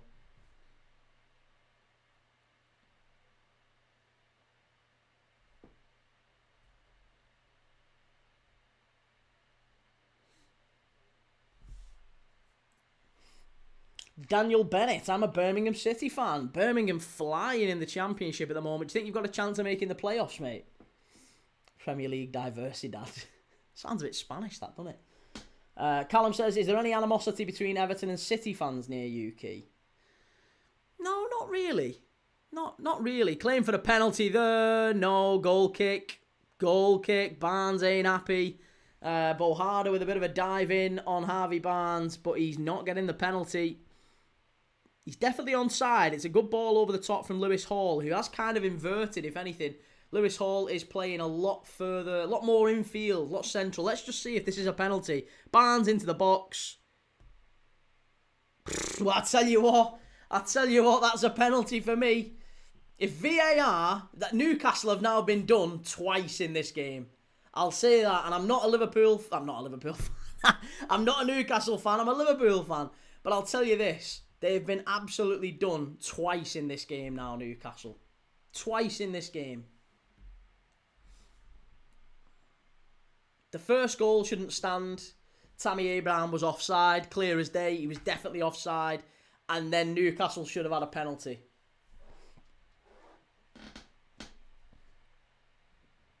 Do we agree? Is that a pen? Is that a pen? Puntaholic, I think 3. Last one could have been a PK too. The one on Jacob Ramsey. I don't think that one was a pen. I don't think the one on Ramsey was a pen, but I definitely think... Well, no, I know that one was. That one... VAR, if VAR is being used in this game, Newcastle are maybe 1-0 up. Instead, they're 1-0 down, and that shows you everything, doesn't it? Shows just how important VAR is, that Newcastle find themselves a goal down here, potentially going out the cup. Difficult place to come as it is, Aston Villa, without having decisions like that go against you. And Newcastle have had two really, really big decisions go against them tonight. So that they can definitely count themselves very, very unfortunate. I'll say that. VRV says, I like your channel. I'm going to be here quite often. The people here are awesome. Cheers, mate. Well, yeah, they're really, really nice people in the chat. I'm not a bad bloke at the end of it. We all stick around and have a chat and watch football. And we try and keep it interesting, even if it's a bit of a dull game sometimes. We'll watch 0-0s on here and we'll always have a chat about different things, whether it be who's the best goalkeeper you've ever seen in your life? What was your first ever... What did we do last night? We did the first goal you ever saw live. Can you remember it? Tell us about the first ever goal you saw live at a football game. And tell us about the last time you came out of a football ground feeling really disappointed at the result. Or the most disappointed you've ever felt coming out of a ground. We talked about all that last night as well. That was when Hull were 4-0 down against Chelsea. So the game was dead and we spent 20 minutes, half an hour, just having a general chat about all that stuff. Bayern says, will you be one club, win small trophies, or be journeyman, win every trophy in club football? Me personally, I'm probably more loyal than I should be. So I think I would be more inclined... I'm not a mercenary. I'd be more inclined to be an Alan Shearer or a Harry Kane than a... I don't know. Someone who's moved around a lot and won a lot of trophies. Who's constantly tried to, upgrade. Newcastle into the box. Chance here. Oh, side netting. Unlucky. Better that from Harvey Barnes. LFC Jake, how's it going? Manchester United fan live for many games tomorrow. 2 tomorrow, mate, yeah. 2 tomorrow. Arsenal Wigan, followed by Napoli against Roma in Serie A. We're going to be watching Antonio Conte, Scott McTominay, Rasmus Højlund against Gasperini and Evan Ferguson and Paulo Dybala, all those great players. So we'll be watching a bit of Serie A tomorrow. Race for the Champions League places between Napoli and Roma. Napoli not really doing their Scudetto crown much justice. I don't think they've got much chance of retaining it this year. Feels like it's a straight shot between... It looks like it's Inter's at this moment, doesn't it? Puntaholic says, I think the issue is the refs are hesitant to make the initial call and they rely on VAR to correct it too much. Agreed. Yeah, I mean, that is the guidance given to referees these days, isn't it? So maybe it's maybe not a surprise when they then step into the FA Cup that's their mindset still. That I've still got that safety net. So if I don't think it is, if it's a 50-50, I'm maybe more inclined to go with no, because I know that VAR can correct it. VRV says, mine coming out of the ground is any game this season. I usually go to most of the Wolves home games. Oh, lovely. Rasta Veladon says, good match. It's okay so far. We've not had too many real flash points. I think maybe Newcastle, the goal shouldn't have stood for Villa. They're 1-0 in front. Villa shouldn't have had their goal standing.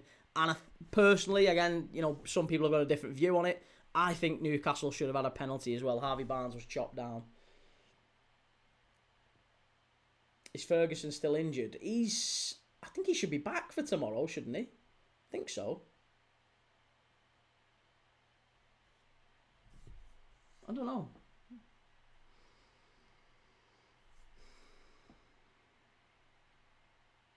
Bayern Munich says, it's like Maldini, stay at one club, or Zlatan go to every club and win trophies. Well, yeah, Zlatan. I'd rather be a Harry Kane than a Zlatan. Yeah. If you find a club where you're happy and it means something to you, you win, you lose, you draw as a team. You don't constantly move on to seek success. And I think there's merit in that as well. I do think there's a lot to be said for players who stay when they could move on. I think those players get a bit more respect generally in the game. Your Kanes, your Shearers, your Gerrards.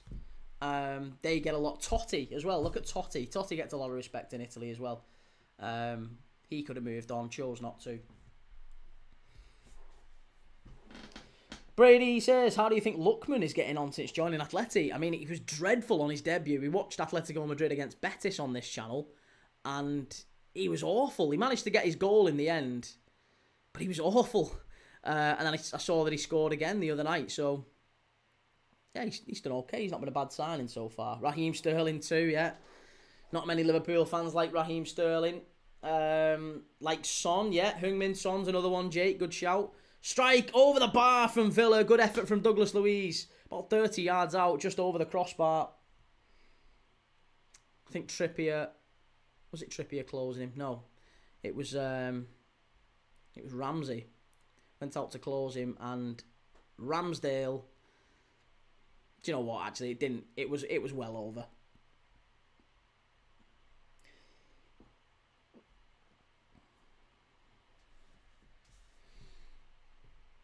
Right, 8 minutes to go. 8 minutes to go to half-time. It's a very, very important moment in the game this year. I think one more goal. If Villa get a goal here, I think that kind of, not kills the tie, but I think it just completely changes Newcastle's half-time team talk. It makes it much, much more difficult, doesn't it? And I know that's kind of quite obvious, but it really does just kill the game. From a Newcastle point of view, because they would have to really overcommit and expend so much more energy to try and get back in the game. And have they got that? They already look a little bit leggy. But if they can maybe push forward and pinch an equaliser just before half-time, there's never a better time to score an equaliser. Callum says something about that Barca Atletico Madrid doesn't feel over. I know it's 4-0, but Barca can score 5. Yeah.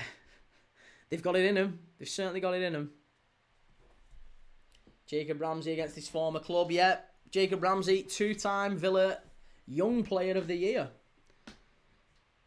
Lots and lots of England under-21 caps, but no England cap as yet. Rasta Veladon says the money in these players' brand come first in the game now than before. Sad, yeah, very sad, but you're right. Ryan says, do you think Eddie Howe will be at Newcastle next season, Keith? No, I don't. I think Eddie Howe maybe leaves of his own accord. I think he's going to get frustrated, Eddie Howe. I think he probably leaves at some point because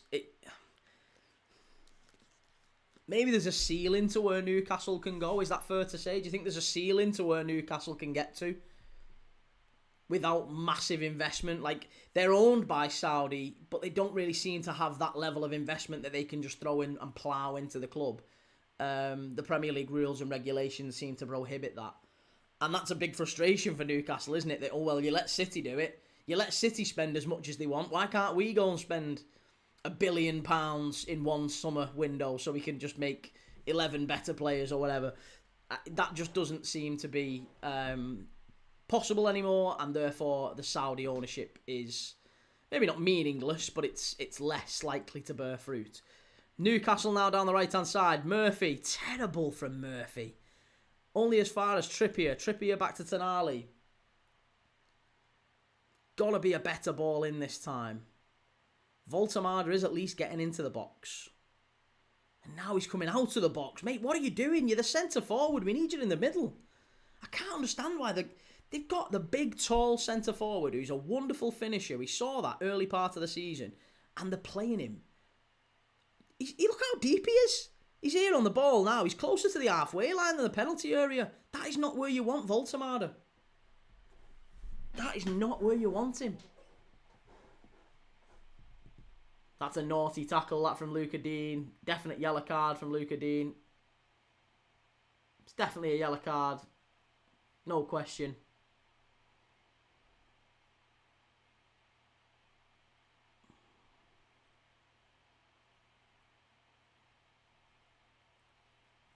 I mean, to be honest, some of the Newcastle players here are asking for a red card. It's not a good tackle, that. That is not a good tackle from Luca Dean. Oh, yeah, that's naughty. Again, do you know what? I don't want to be that Newcastle guy. I don't want to be that Newcastle sort of thing. But I genuinely think Newcastle have been robbed here. Genuinely think Newcastle have been robbed here. They've got every claim in this game so far wrong. The big claims in this game have been all wrong for the officials. They really should have got... The first goal should have been VAR ruled out. I think Newcastle should have had a penalty. And that is... It's not a yellow card. It's maybe an orange card from Luca Dean. It's a very, very bad tackle. It's a very bad tackle, that. Murphy, very lucky he's still walking. And Luca Dean, very lucky he's still on the pitch. Callum says, if you seen Simeone, think he'd agree when the whistle was. He looked someone disappointed that Atletico didn't get the 5-0. Alka Tocha says, Leon Bailey playing wonderful. We've not really seen too much of Leon Bailey so far. Ball whipped in for Newcastle. Header. Oh, a good claim that from Bezo. Voltamada didn't really get enough on it. Ryan Lamb says Eddie Howe does look like he's had enough when you look at him on the touchline. He just looks a bit broken and a bit beaten, doesn't he, sadly? Leon says, nah, borderline red for me, that. Another ref, maybe a red, but these officials have been shy. I agree, mate. I have to agree. I think Newcastle have been very, very hard done by in this game so far. And that's me as a Liverpool fan. I've got no skin in the game. I quite like Villa. I quite like Newcastle. I've no problem with either team, either club. But I do think, in looking at this as a fan looking in, I genuinely think all three big decisions in this game the officials have got wrong. And Newcastle can consider themselves very, very unfortunate. They've not played great. They haven't played great. But the first goal is definitely offside. The penalty decision, I think they got wrong, and I think that's maybe a red card. Janet McHugh, yes, he should have been sent off. The goal was off, I agree. ZQXV cut all of Murphy's shin. Bosnia football, do you remember Edin Dzeko? Of course, yeah. Fabulous player. I've seen enough. Deduct 10 points from Everton. Yes. 3 stars says Douglas Luiz, another player who Dyche refused to select, just like Callum Wendo and McAtee, and if he had results, may have improved, and he may still be at Forest, or he may have still been Forest boss. Abdal says, watching from the USA, I'm putting money on Arsenal tomorrow because you are with Wigan. Good lad. That's probably smart. You won't get much with Arsenal, to be honest, but we'll see. We'll see. Onana, back to Luca Dean. Douglas Luiz, what a ball that is. Chance here. Good defending from Newcastle. I tell you what, Dan Burn is screaming at the linesman. Absolutely screaming at the linesman. That linesman has already cost Newcastle 1 goal. And he's not happy with the response from them this time. Andy, or the lack of response rather. Andy, wasn't there meant to be an outcome regarding the Man City 115 charges this season? According to everything we know about the 115 charges, there has already been a decision made. Yeah, apparently it's already been made. Like, everything I've seen, all the reputable reports are that a decision has already been taken. It's just not being made public yet. And the reason it's not being made public is that there's still conversations happening about what happens, I guess. Because if you were to, let's say right now, in the middle of a title race, you were to say, Manchester City, we're going to relegate them.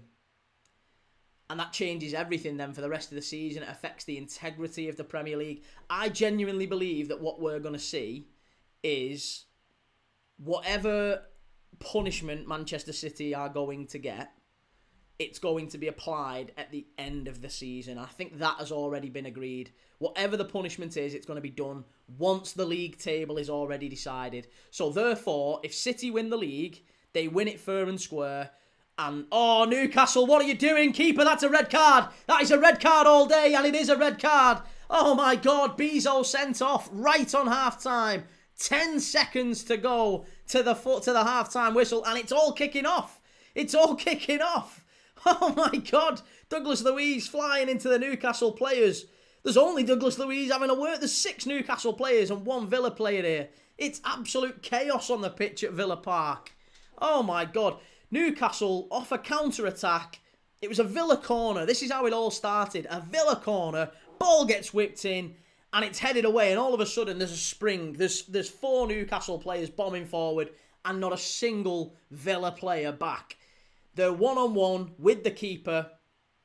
And Bezo comes charging out of his box. He's near the halfway line, and he is it Sula who runs round him? No, it's Murphy. Murphy runs round him, and it's just a cynical. It's borderline a rugby tackle from Bezo, and the referee can't get his red card out of his pocket quick enough. It's the clear as day. It's a red card. It's a red card every single day of the week. That is a red card. Crazy. Crazy from the Villa goalkeeper. Villa now down to 10 with a full half of football to go. What an unbelievable half of football we've got coming up now. Rasta says, FFP messes that up. Newcastle can't spend like Man City, who's under so much scrutiny from the FA. Honestly, if you have the money to spend, spend it. And 3-star says, did you see today's latest West Ham flare up at Burton today? I haven't, no. I haven't. I saw the result, but I didn't see the actual game or goal. Right, well, Emiliano Martinez about to come on for Villa. I wonder who Villa are going to sacrifice at this point to try and get a goalkeeper on the pitch. I mean, who do you take off if you're a Villa fan? I would imagine, looking at that Villa lineup, I think you'd probably maybe consider taking off Douglas Luiz or Ross Barkley. Douglas Luiz is already on a yellow. Number 31, Leon Bailey going off. Leon Bailey off. I guess maybe you could say that Morgan Rogers, Barkley, they're a little bit more able to play centrally, and that's what Villa are going to need, isn't it? Second half is they're going to need to pack that midfield out. Onana, Rogers, Barkley, Douglas Luiz, they're going to have to buzz around and press Newcastle very, very well. It's not a bad move from Unai Emery. Martinez goes in goal. They've sacrificed Leon Bailey, and Villa are still 1-0 in front, albeit the goalkeeper has been red carded. Barkley, surely, Callum. I would have thought maybe Barkley too, yeah. But it does make sense. I understand why he's gone for Bailey.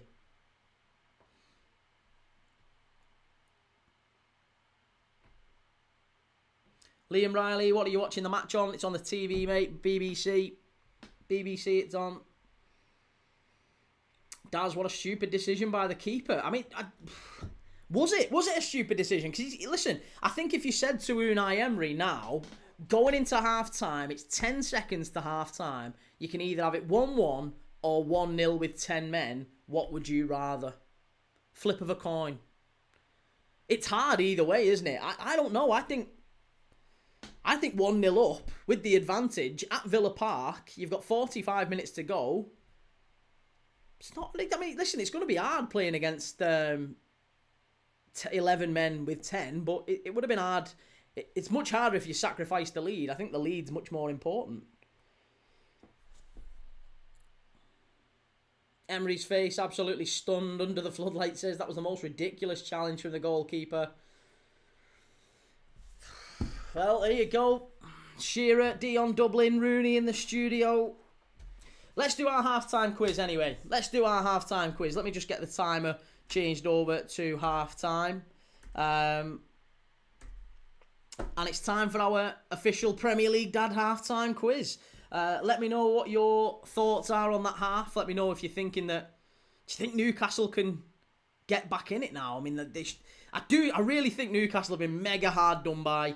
Villa, you could argue, should have had 2 players sent off that half. Newcastle could have had a penalty, and definitely Tammy Abraham's goal should have been ruled out as well. So, Newcastle will feel really, really hard done by. Waller Bruce says, Newcastle have been disgusting, been throwing themselves on the floor every chance they get. I mean, I don't think Luca Dean, that tackle wasn't Murphy throwing himself on the floor, mate. He got absolutely bumped up in the air, didn't he, by Luca Dean. The officials have had a bit of a nightmare, to be honest. Right, halftime quiz. If you're wanting to play along, then the first thing you need to do is make sure you've hit that like button. Make sure you've subscribed. And we're going to be doing a little bit different today. Right. So, I want you to tell me if you can. Cows and Goats says corrupt assistant referee. There's been some bad decisions. Definitely some bad decisions today for Newcastle. Right. I want you to tell me, if you can. This is the halftime quiz. Premier League Dad halftime quiz. The all-time top 20 Premier League assisters for Newcastle United. The top 20 assisters for Newcastle United in the Premier League. Get your answers in the chat. Who have created the most goals for Newcastle in Premier League history? Type your answers in the chat. Let me know what you're thinking. Organa Peace says the officials have been supporting Villa. It's just now that they're finally making a good decision by sending off the goalkeeper. And Dean Edwards said, where was the linesman for the offside goal? Listen, it's tight. I mean, with no VAR, it's really tight. That was it's a bit touch and go. What a brew, says Shearer. Cole, yeah. Alan Shearer is second with 40. Andy Cole is 18th with 16. Keep them coming. Nobby Solano is top. The player who's created the most goals in Newcastle history in the Premier League is Nobby Solano with 54. John Barnes doesn't make the list, no. St. Maximan does, yeah. Alan St. Maximan is 13th with 19 assists. Alan St. Maximan. Keep your answers coming in. Scott Parker, no. Not Scott Parker. Will he still be Burnley manager by the end of the week? Organa Pieces, if not for the referee, Newcastle would have created the most chances. I'm not sure about created the most chances, but it probably would still be 0-0. Ryan says, good evening. Good evening, Ryan. How are you doing? Reese, Rob Lee. Yes, Rob Lee is third with 34 Premier League assists. Peter Beardsley is in there. Yeah, Peter Beardsley, 8th. Handsome Peter Beardsley, to give him his full title. 26 assists. Joe Linton, no. Anthony Gordon, though, yes. He has got 23. He's 10th. Alfie Samwell, excuse the spelling. He's short, he's old, he sets up goals. It's Solano. What's my price? Love it. Gary Speed. No, Gary Speed is not in the list, funnily enough. Trippier. Yes, Kieran Trippier is 12th with 20 Premier League assists. Isak. Nope. Isak is not in the list. Not Alexander Isak. Dixon, how's it going, mate? Lovely to see you. Harvey Barnes. Harvey Barnes is not in the list. No, not Harvey Barnes. David Ginola. No, bizarrely. I would have thought David Ginola too, but no, not David Ginola. Amiobi is correct.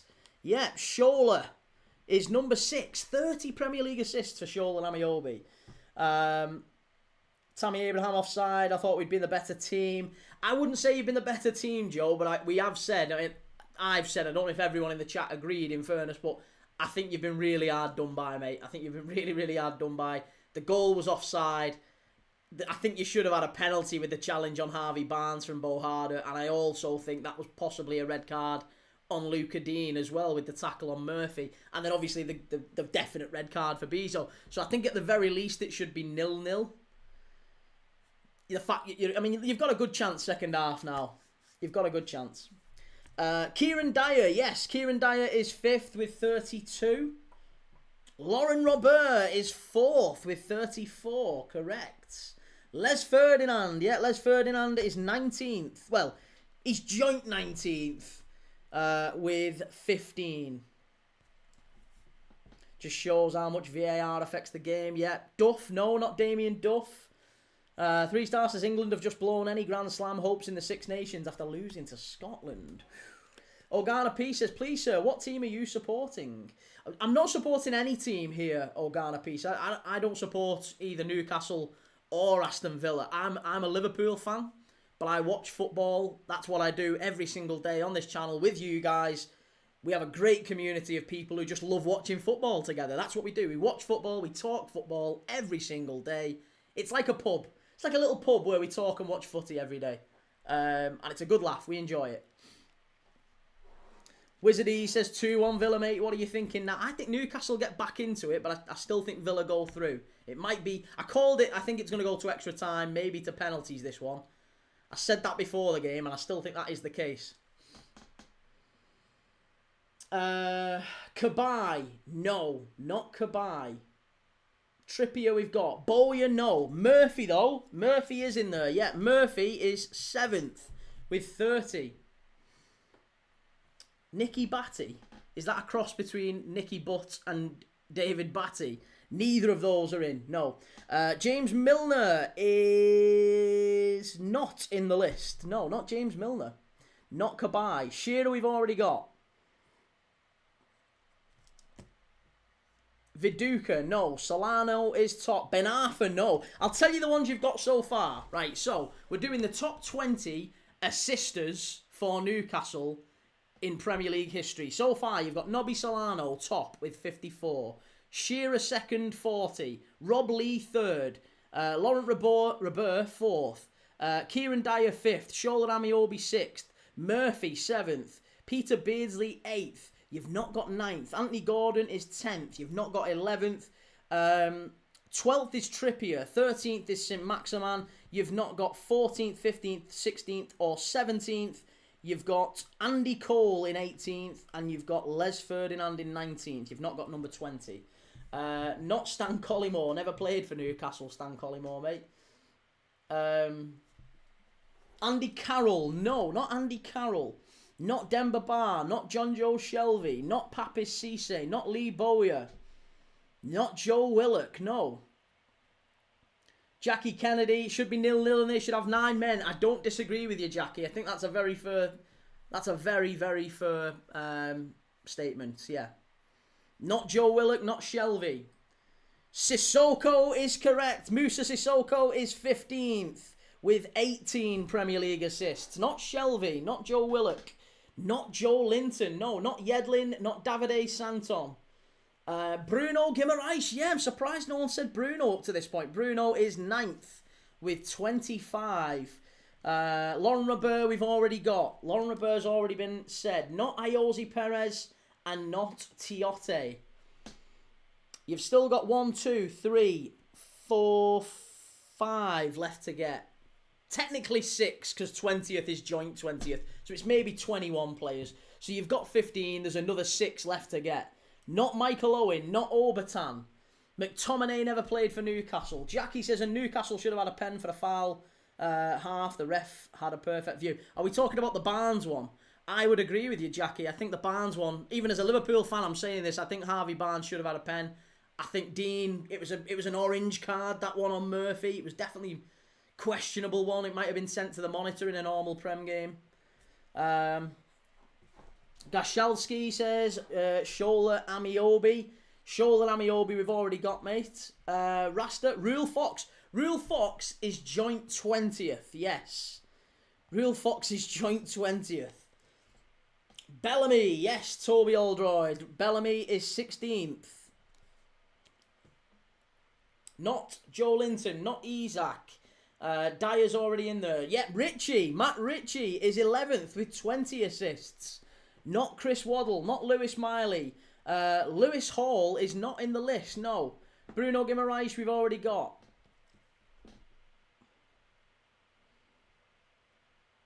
Asprilla. Yes, Toby. Faustino Asprilla. 17 goals and assists. He's 17th in the list. So that leaves one. You've got number 14th.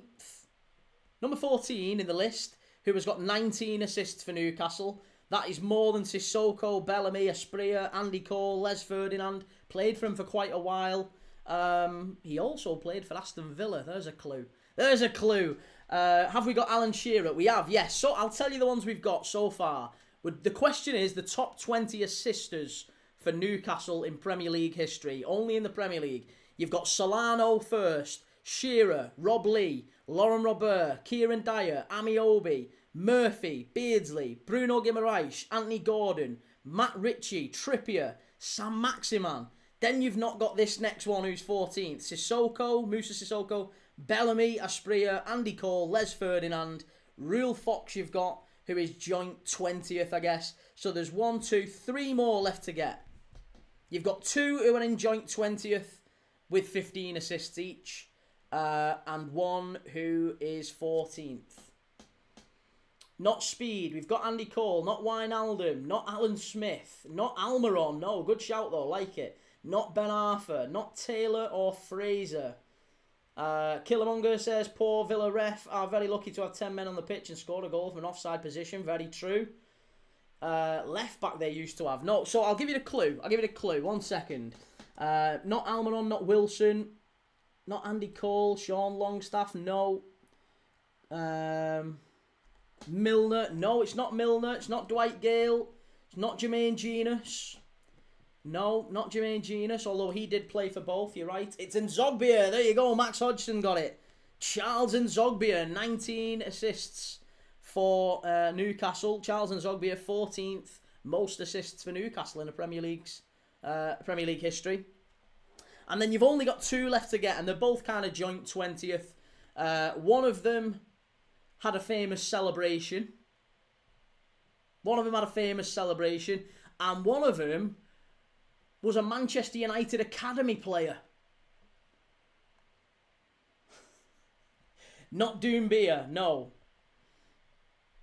Tommy McDonald, no. Nathan says, why the goalkeeper come running out like that? He deserved to have that red card. It was poor. It was really, really poor from him, wasn't it? Keith Gillespie is right, Toby. Yeah, Keith Gillespie is one of them. Played for United as a youngster, of course. And the final one, it's not Cisse, it's not Isaac Hayden. The final one's got a famous celebration. Very, very well liked at Newcastle. Almost a cult hero. It's not Michael Owen. No, it's not Michael Owen. He's a very, very popular Newcastle player. A very popular Newcastle player with a famous celebration.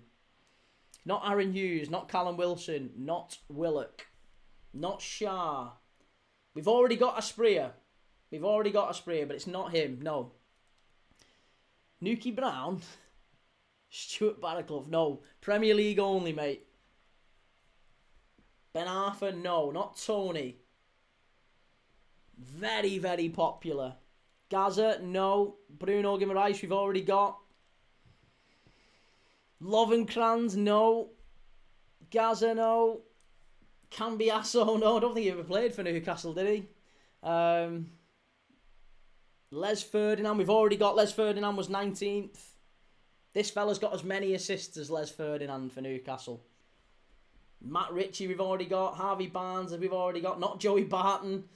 Not Sutton. Eric, did he wear a mask? Not Manquillo. Not Ritchie. We've already got Ritchie. Ritchie is in the list. Matt Ritchie is 11th. He's got 20 Premier League assists. Not Van Aanholt. Not Saint-Maximin. Saint-Maximin is already in the list. He is 13th in the list with 19. Not Good Johnson. Not Gavin Peacock.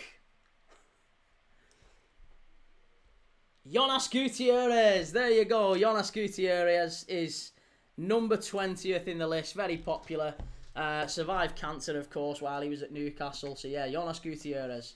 That is the final answer. So, there you go. They are your top 21-ish players who have the most assists in Premier League history for Newcastle. It was Keith Gillespie, Jonas Gutierrez, Les Ferdinand, Andy Cole, Asprilla, Bellamy, Sissoko and Zogbia, Saint-Maximin, Trippier and Ritchie. And then into the top 10 is Anthony Gordon, Bruno Guimaraes, Peter Beardsley, Murphy, Amiobi, Dyer, Lauren Robert, Rob Lee, Alan Shearer, and the most assists of all time, quite comfortably actually, Nobby Solano, one of my favourite ever Newcastle players, one of my favourite ever Premier League players, and he played for both of these, of course. Nobby Solano, what an unbelievable player he was. And we're off for the second half. That was wonderful timing. We finished just in time. Newcastle into the box, and they've got a corner straight away. Max Hodgson, good to see you, mate.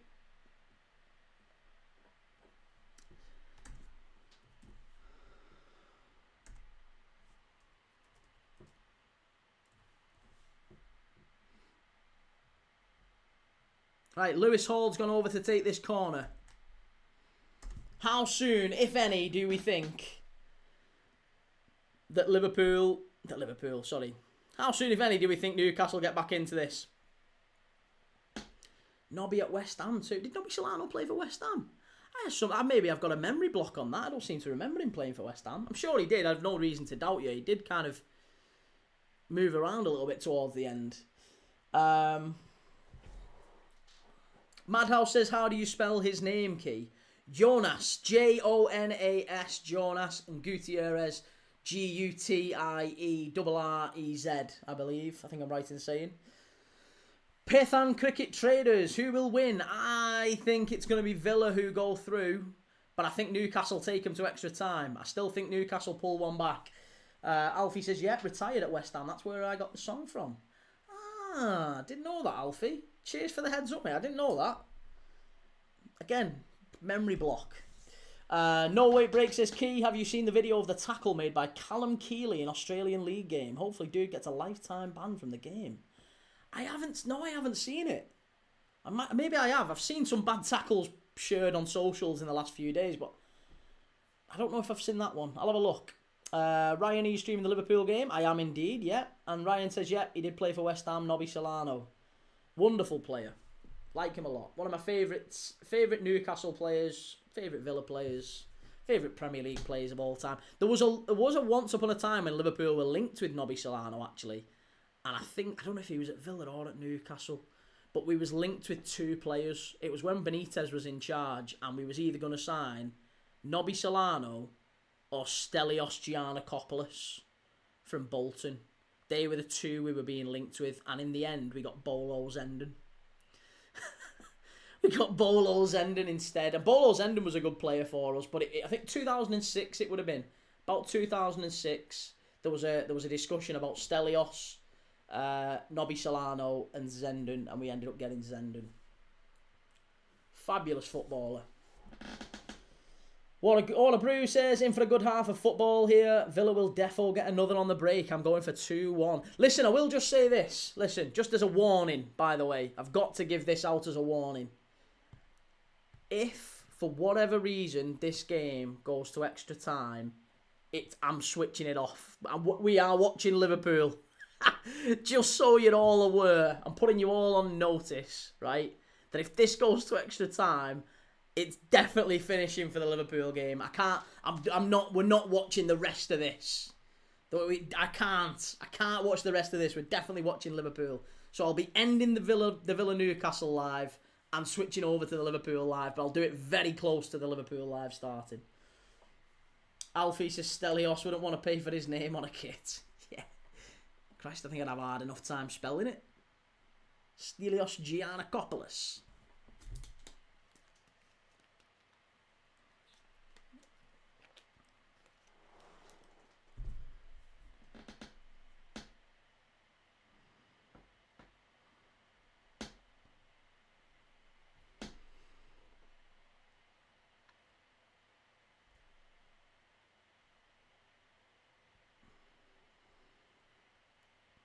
Ramsdale.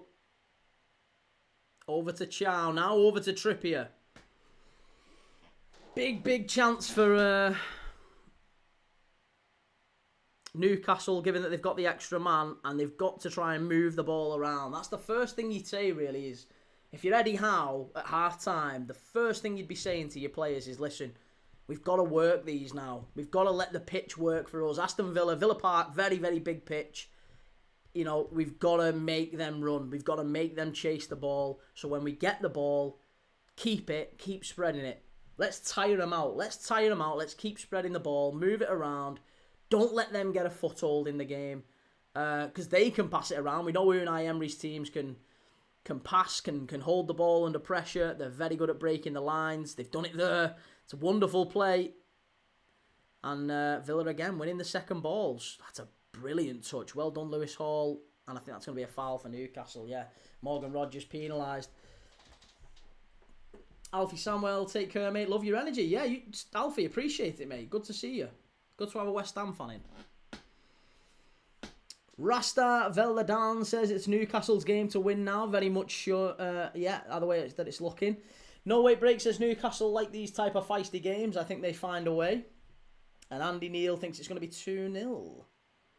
Anthony, are you doing a watch for the Arsenal game tomorrow? I am doing Arsenal tomorrow, mate, yeah. Tom, I heard rumours of Mane coming to Liverpool. Yeah, Matthias Mane at Wolves. Apparently he's already been for a tour around the AXA training complex. That'd be a good signing. I'd be quite happy with Matthias Mane from Wolves. Good young player. He's only 18, but he seems to have done well when he stepped forward and played for Wolves at time. I thought he was brilliant against Everton earlier this month.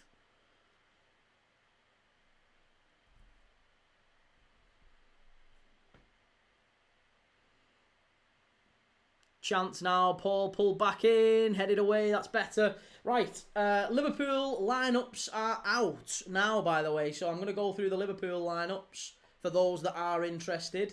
Oh, yellow card. Who's been booked? Harvey Barnes booked.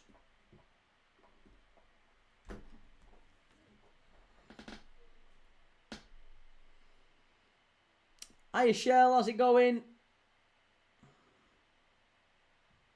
Villa have no choice but to park the bus.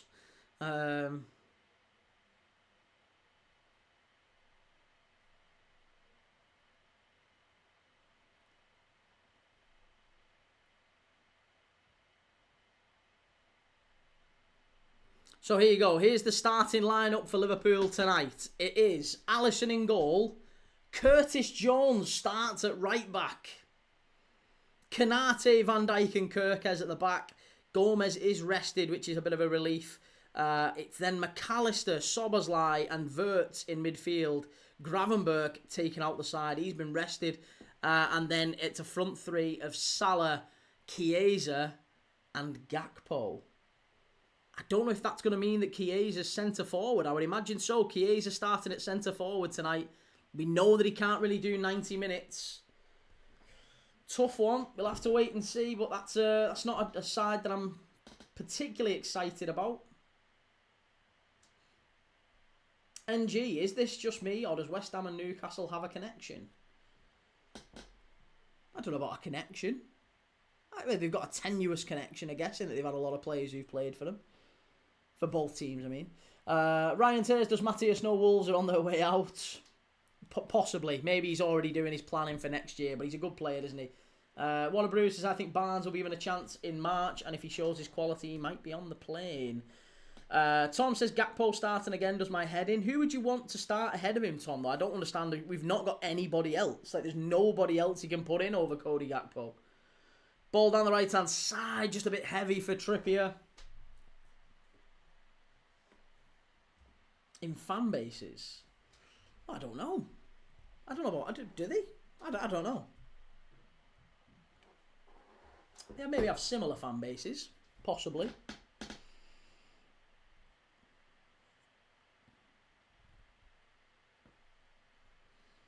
Tom says Ekitike can play left wing or Chiesa and put Hugo striker. I mean, I don't think Chiesa's got the pace to play out wide. If he's anything, he's a sub player. He's an impact player, and he's already said himself he can't play 90 minutes. He looks knackered every time we play him, and from the start, I mean, he's someone I think who can come off the bench and have an impact. Whenever he starts, I've always got major concerns with Chiesa, and if he is starting, I'm glad we're starting him through the middle.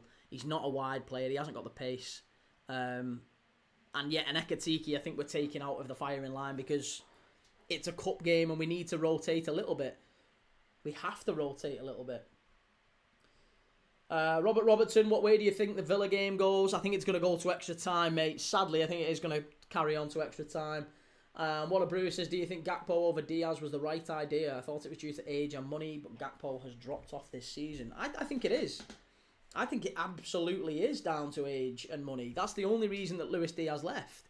He was 29. He wanted a big new contract. He was on less than Kostas Tsimikas was.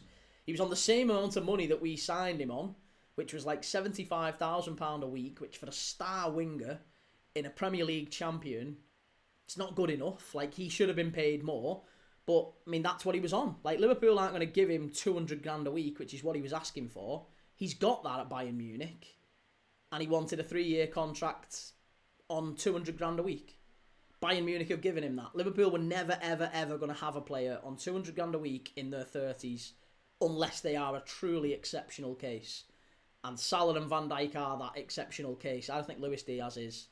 Luis Diaz is about as effective as Cody Gakpo is. Cody Gakpo for me is getting a lot of stick that's really undeserved.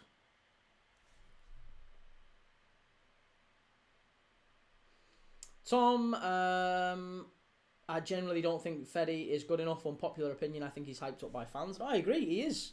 But then there's nobody else on that left-hand side who you're going to put in. If Ekatike we have to rest, and we do, Chiesa's not there, Chiesa can't really play out wide, then we have nobody else other than Cody Gakpo. And the guy is very, very fit. If nothing else, he can keep turning up each week. No way, it says, what in the heck is Voltemada coming into midfield so much with a man advantage? I have no idea. He has to be further forward, doesn't he? He has to be that extra man. Shell, have you had a good day? I've had a wonderful day, Shell. I don't know about you. Hopefully you have. Ryan says, Brighton went 2-0 up in the United last game. Do you think they could do the same to Liverpool? They could.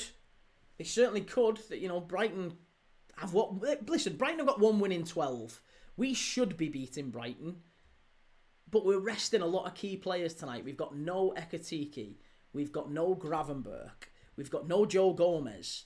I thought Andy Robertson would come in tonight. We were not playing the team that I really thought we would play. I'm really surprised.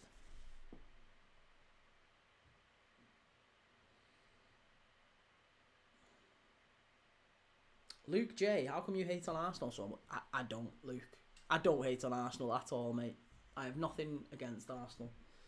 Alfie says, Bowyer, Bellamy, Wilson, Les Ferdinand, Glenn Roeder, Bar to Newcastle, and West Ham Barton nearly went too. Oh yeah, in terms of the connection between the two as players, yeah. There's lots of players who've played for both. Tom says, Gakpo stick is justified to some extent. He's an impact player, keeps cutting in. One trick pony. But again, there's nothing wrong with him cutting in. There's loads of players who cut in. In fact, most wingers nowadays cut in. It's the vast majority of wingers cut in. Mo Salah, Iron Robben, like most wingers have formed their career from cutting in. That's kind of the modern winger nowadays. It's actually very rare if you get a winger who wants to get their boots white and really will take the full back on, get to the byline and stand it up. You know, they're a rarity now. You don't get too many Stuart Downings. You get a lot of Bukayo Sakas and Mo Salahs and, you know, players who want to cut in on their stronger foot. So Cody Gakpo cutting in is no different than anyone else. He's in our top 20 highest ever Premier League goal scorers. He's got about the same number of goals and assists contribution-wise as Luis Diaz has. I know there's more to a game than goals and assists, but if we're just talking about contribution to the cause, he's contributed just as much as Luis Diaz ever did. Diaz just looked a bit better because he was faster and he dribbled a bit more. But I tell you what, if it was up to me, if you asked me last year, you can only have one of them, Diaz or Gakpo, I'd have been taking Gakpo every day of the week. I think he's a better player. His movement's better, and he scores more important goals as well.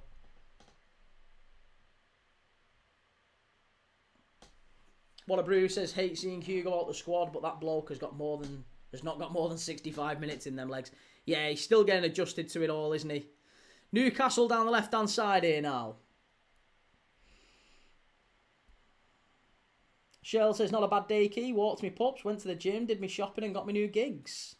Wow, that was a very positive day then. A very productive day. Check you out. Walking the dogs, going to the gym. Health kick. Love it. Callum says Diaz was miles clear. I mean, I don't think so, but to each their own.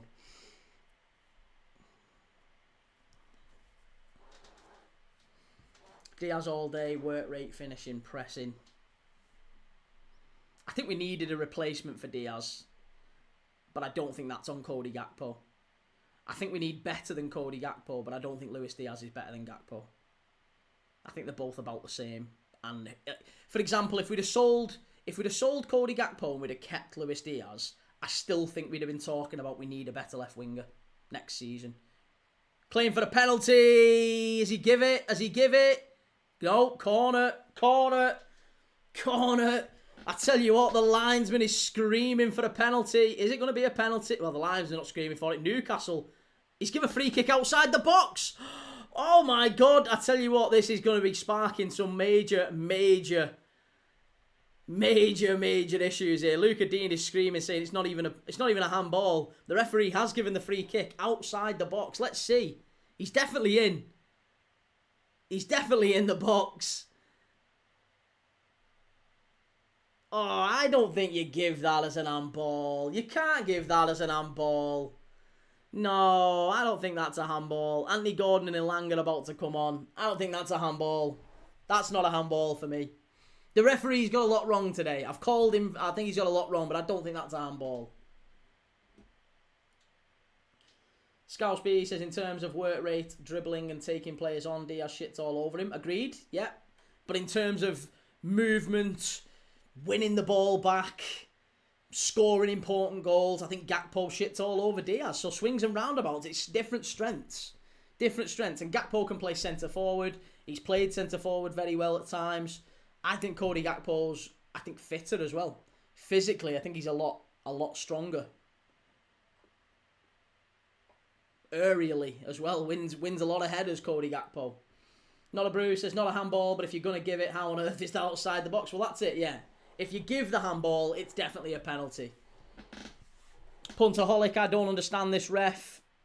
Barnes, Tonali, there you go, they've equalised. Tonali, edge of the box, took a big deflection, and it could be the slice of luck that Newcastle have deserved, if we're being really brutally honest.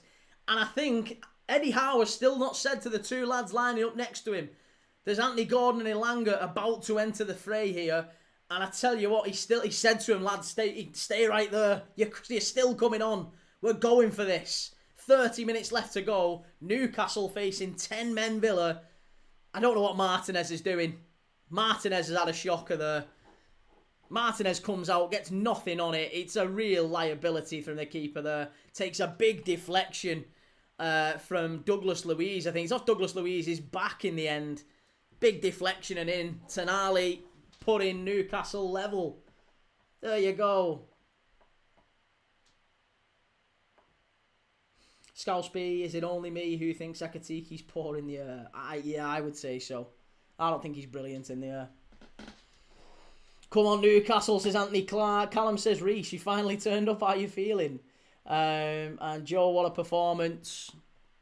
You've done well. I think it's a good away performance at Villa Park so far. Ollie Watkins and Buendia are about to come on for Villa. I think Unai Emery's realised we can't sit off and accept this now. We've got to change tack and we've got to go for these.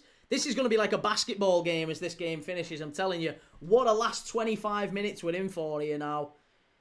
Newcastle going for it. Villa going for it. Villa with 10 men. Asula and Murphy have gone off for Gordon and Elanga.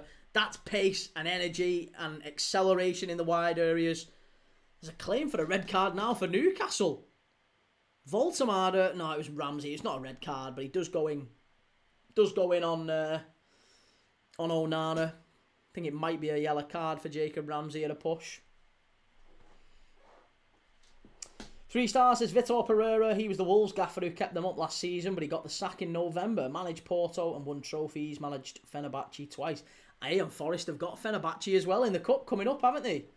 His old team. Callum says Ekatiki's heading and positioning is crap. I think Ekatiki's finishing overall is actually...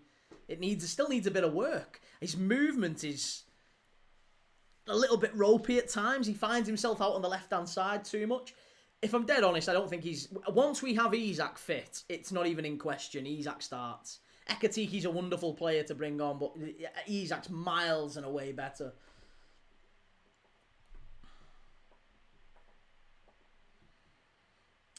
Scout says, I'm not a fan of the lineup tonight, but what can I do? I'm not the manager. What would you have changed, mate? As a Liverpool fan like me, what would you have changed?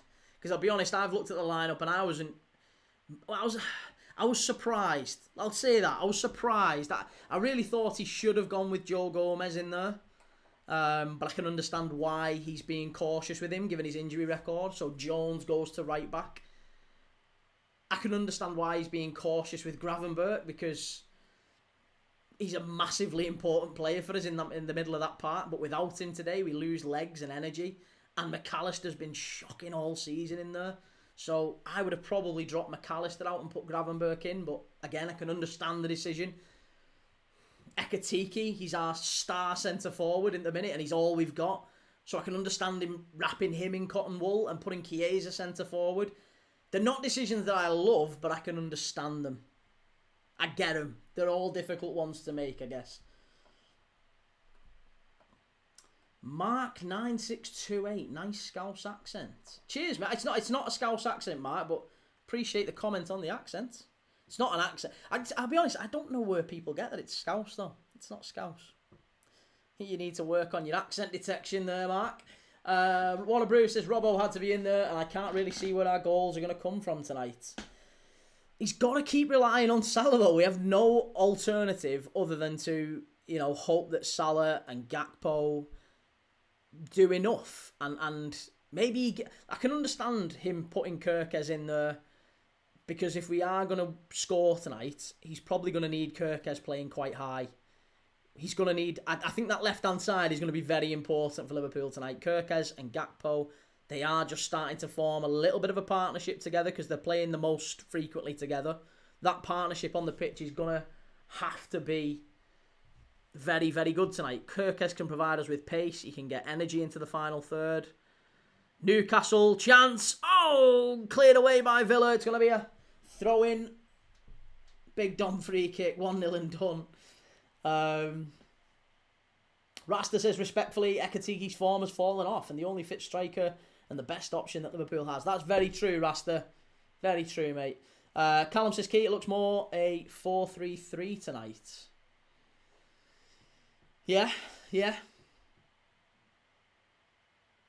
No way, he says, maybe I've just seen the wrong Liverpool games, but I don't think the gap between Isak and Ekatike is as big as you think. I'll defer, because I know you watch them way more. I mean, Isak, to a degree, we're basing our view of Alexander Isak on how unbelievable he was for Newcastle last year. And I think when Liverpool signed him in the summer, I think everyone was fairly unanimous that Alexander Isak last summer was maybe the second best striker in the Premier League, maybe even third or fourth best striker in football, full stop. Gordon, just wide, claim for a corner, and he's going to get it. Anthony Gordon nearly putting Newcastle in front. Villa having to ride the luck a little bit here. 10 men, it's a poor clearance that from Lindelof. Lucky boy, Victor Lindelof. James Bullen says Ekatike's form has fallen off. What a discuss. I wouldn't have said he's fallen off. But I don't necessarily think he's missed a lot of big chances. He should have put us in front against City, and I think he should have scored against Sunderland as well. But yeah, I think Isak for me is phenomenal. He's maybe the second, so maybe the third or fourth best striker in the world. I think he's fantastic, and I would absolutely have him over Ekatike every day of the week. That doesn't mean that Ekatike's not fantastic.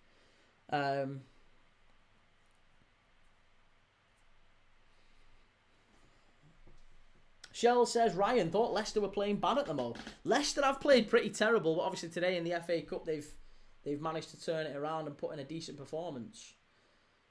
Hayden says, what happened to Tonali and the ref? Nothing, really. Scouse says, Gakpo misses a lot of chances as well.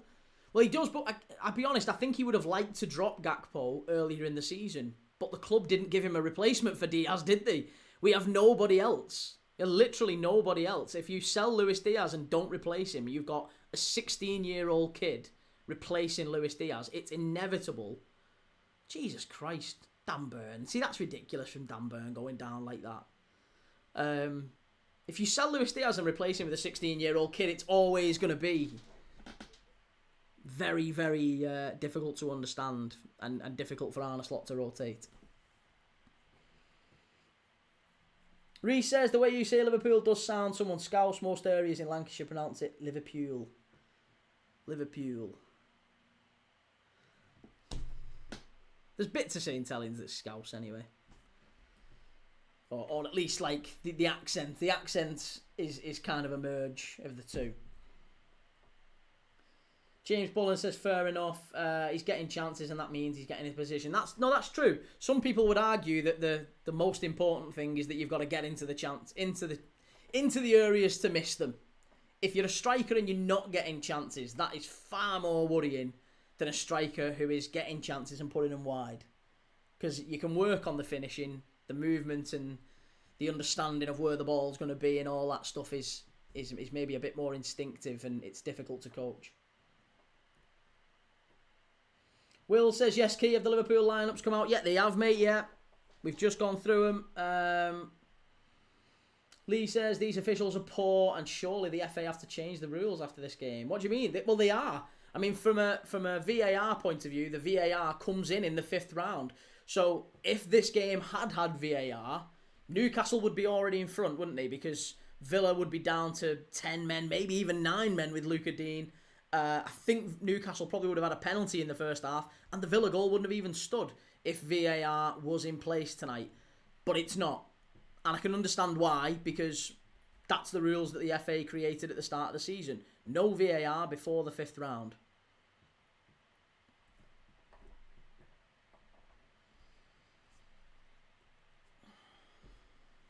No Wait Break says, I have to ask, I see you guys talking about Scouse. What is that?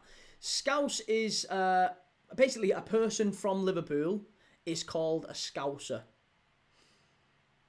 So yeah, if you're born inside that sort of L postcode, then you are Scouse. Some would argue it's even more tighter than that. There's some people who would argue there's people born inside an L postcode who aren't Scouse. But Scouse is basically, yeah, if you're a Scouser, you're from Liverpool, is the broad definition. Leroy says, we have been literally robbed by the officials. Well, there's still 20 minutes left of this game. There's still a long, long way to go. What a Bruce says, playing them together will be vital. Playing narrow, get our width from Frimpong and Kirkes. Agreed. I absolutely agree with that. I do think we become a bit more of a 4-4-2. Chance for our post. Elanga. Trippier. Miles over the bar. Callum says, Scouse is a food or a Liverpool fan. Not an Everton fan there from Rill.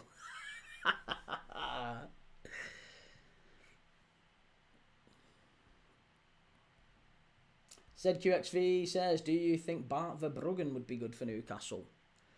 Bart Verbruggen? No. It'd be okay. He's alright, but like if you're looking for a keeper to move Newcastle on, and a keeper who you can have for the next like 10 years, I don't think that's Bart Verbruggen. I honestly thought Quivine Kelleher would go to Newcastle in the summer. I thought, given the Shea Given link, you know, Newcastle have had a fantastic Republic of Ireland keeper. Like, Kelleher would have been perfect for, and he's gone to Brentford and done really, really well. He was an absolute bargain for them. Newcastle are in. Possible red card again. No. Oh, he slipped. How's he not claimed for the red there? Elanga. He should have. Honestly, if that arms had gone up there, I think there might have been another red card. Elanga was basically clean through.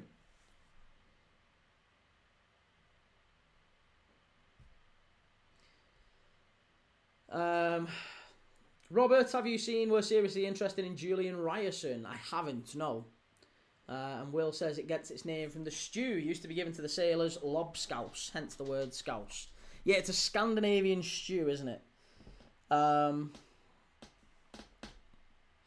No Wait says, one of my favourite things since I followed the Premier League is the rivalries and how much stick you guys give each other. It's good fun, isn't it? And to be honest, it's a bit like that. On this channel, you'll see that more than most because, you know, a lot of the other places, whether it be AFTV or the United Stand or Toffee TV or the Redmen TV or all the big fan channels, it's all one club. It's one club specific. And, you know, you'll get trolls coming in to give them a bit of stick from time to time. But here is a bit of a melting pot. We are the Premier League melting pot on Premier League, Dad. It's where we all gather to watch football together here, and there's fans of everyone. Every single team is in the chat, and we all just love and chat football. It's good fun.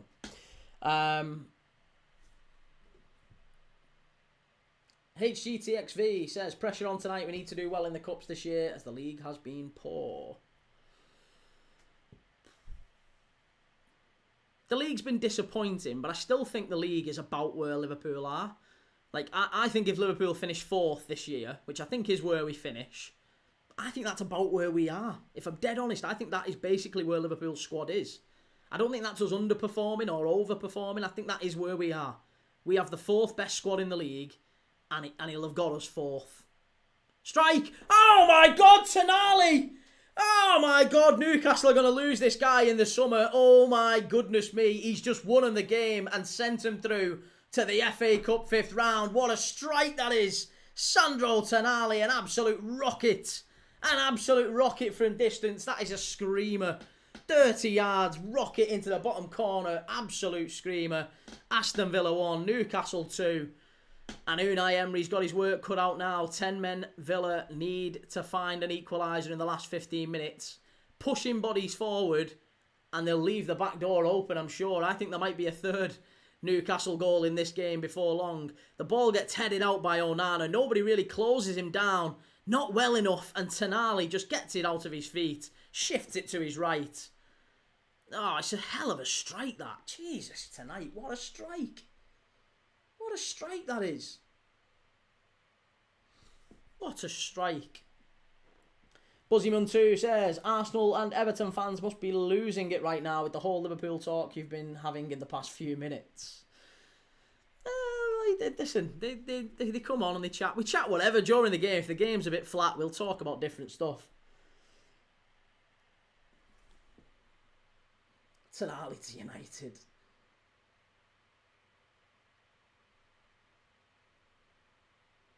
What a brew. Said 2-1, didn't specify which team. Me, I said Tonali scored. I said Tonali scored. If Tonali scored, surely that tells you Newcastle have scored.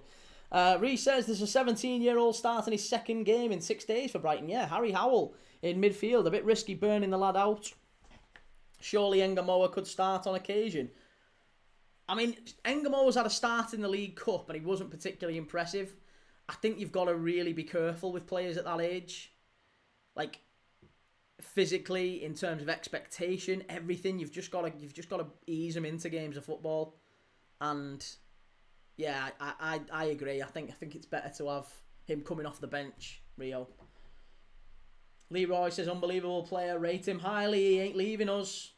I mean, you say that, Leroy, but we know his agent asked around in the summer, or in January rather. We know his agent has asked around.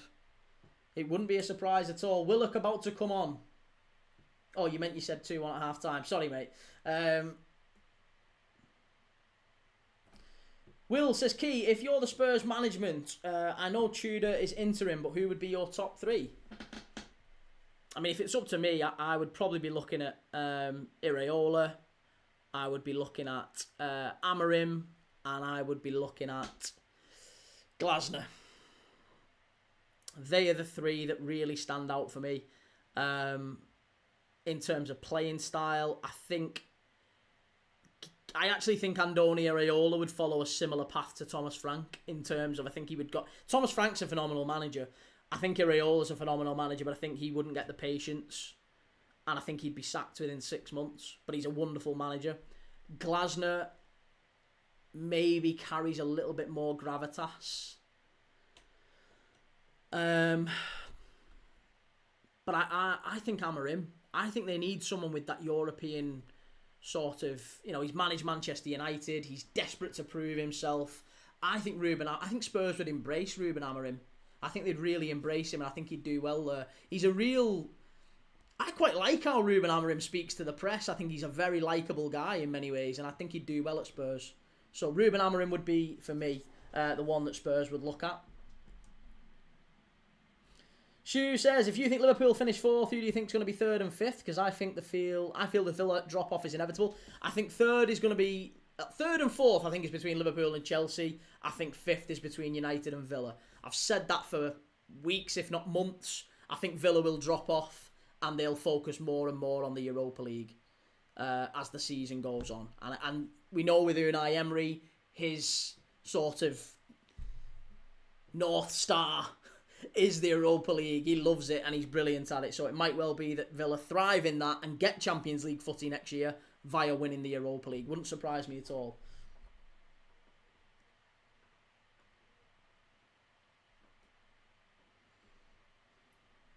ZQXV says, the BM Talk Sport Bellend will be crying, does my head in. Post more about Newcastle and Villa. Well, I quite like him, to be honest. I thought he was all right. Reece says Benny Hume better than Tonali. Scout says very surprised with him dropping Minter and Welbeck. Well, I mean, to be honest, again, I've got Welbeck's on the thumbnail tonight. I really thought Welbeck would be starting. So, more fool me. I've also got James Carragher on the thumbnail for the Arsenal-Wigan game tomorrow. He's not playing either.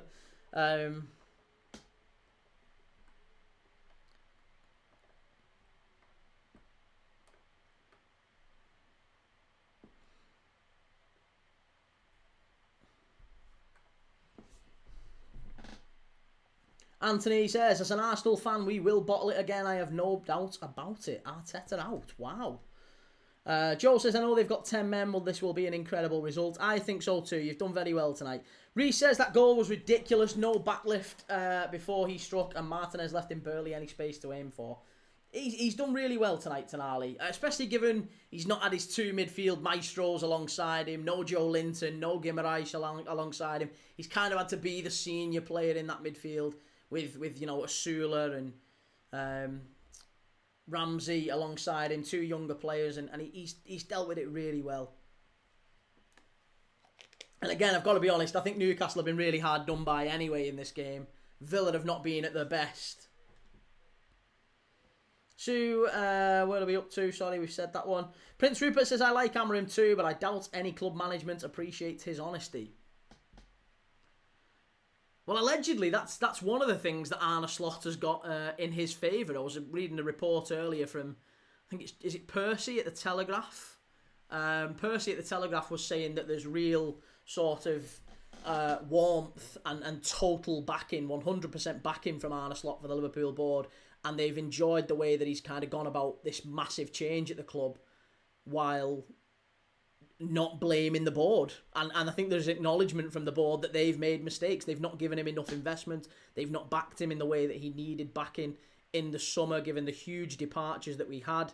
Obviously, the loss of Jota and all that stuff. We never had a chance of winning the title this year with the players we had. We were always more exposed to injuries and things like that. And look how short we are tonight. You can see it. We have no options. The manager it's threadbare, the squad. Strike from distance. Oh, nearly. Villa nearly getting back into it to corner. Brody, hello. Mansfield today was magical. Great win for Mansfield against the Clarets. Unbelievable win. Ed, are you stood up or sat down? I'm stood up, mate. Will Forever, isn't he related to Jamie Carragher? James Carragher, yes, is the son of Jamie Carragher.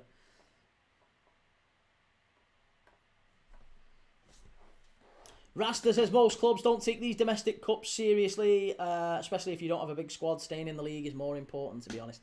It's frustrating, isn't it? I think if you offered most teams, you can either win the FA Cup or you can finish in the top 4 or 5.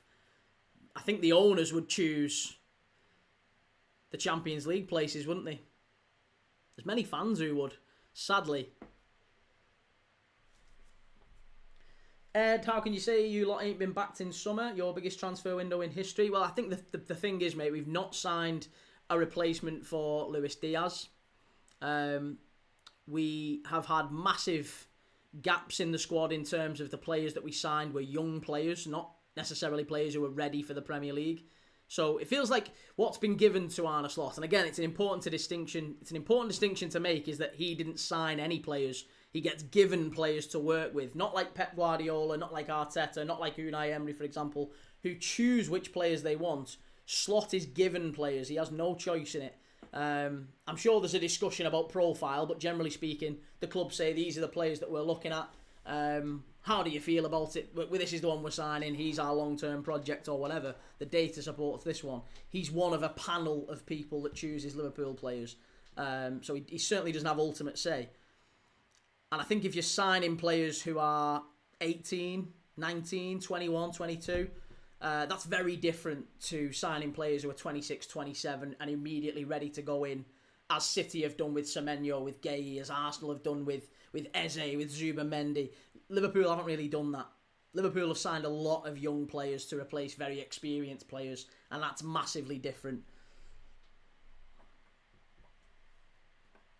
Ed says you needed Isak or Ekatike, not both. That's where your board effed up. Well, no, I disagree. I think if you sell, if Jota sadly passes away and Darwin Núñez leaves, you need to replace him. So there's 2 players out. You need to get 2 centre forwards in.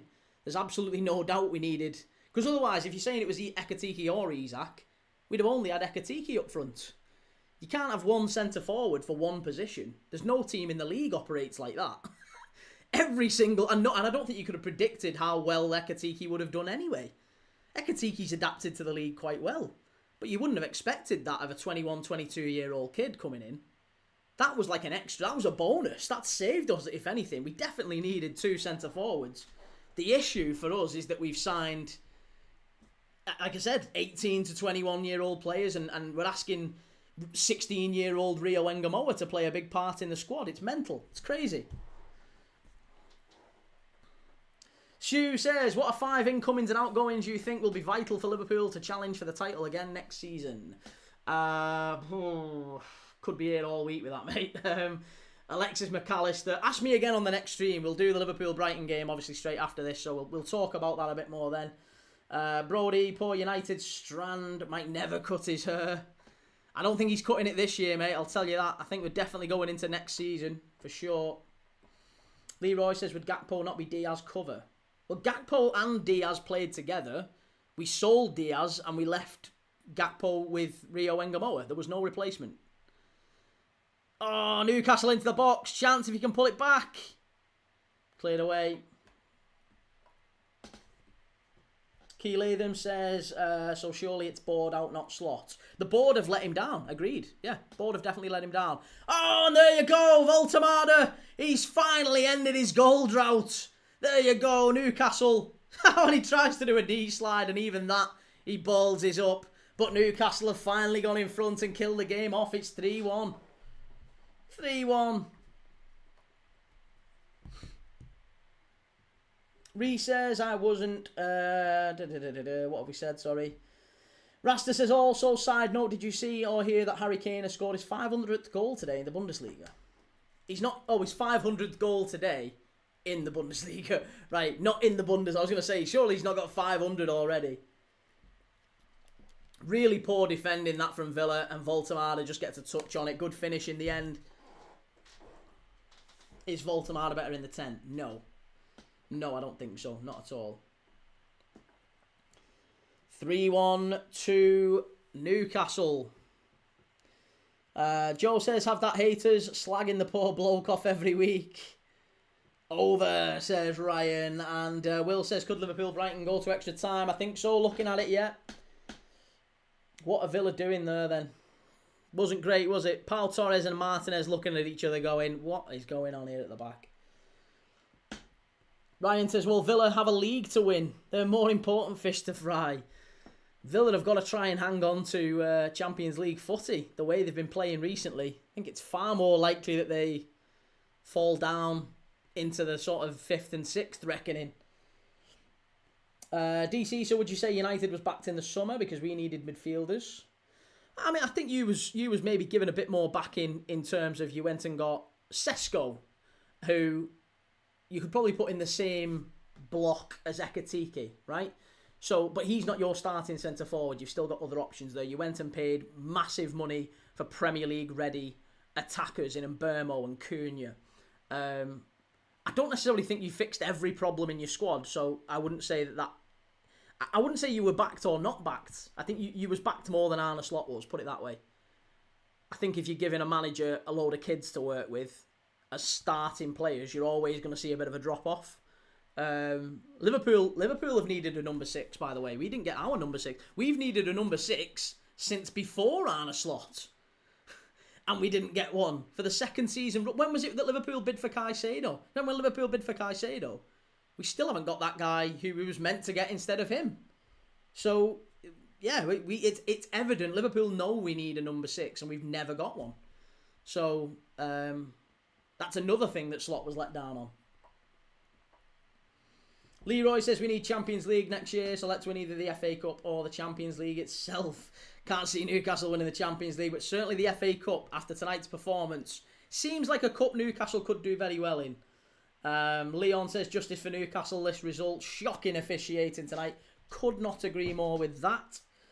And Lily loves animals. Come on, Villa. Can't see it in the last 3.5 minutes. In fact, Villa Park is emptying. It's basically empty. Roshan says, will Liverpool improve next season? I think so. Yeah, they've got to really try and get some players in over the summer. We've got to go again. Comedy Long Pants Gamer says, honestly, this is why Aston Villa haven't won a trophy under Emery. We're just so stupid at figuring out how to win in big games. DC, we both needed more. I think you needed more to get in the top 4. I think that's probably fair to say. I still think you're maybe punching above your weight at the minute.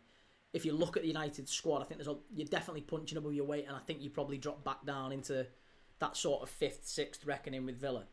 And it's a good run that you're on at the minute, and Carrick deserves praise. But I don't think United have necessarily got the squad to do that for the remainder of the season and stay in amongst the Champions League places.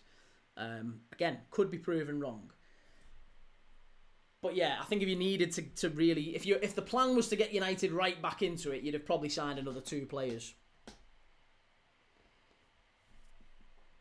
Cheryl says, what time Liverpool kick off? It's 8 o'clock. And Joe says 2 away wins in a row. Yeah, Spurs and now Villa.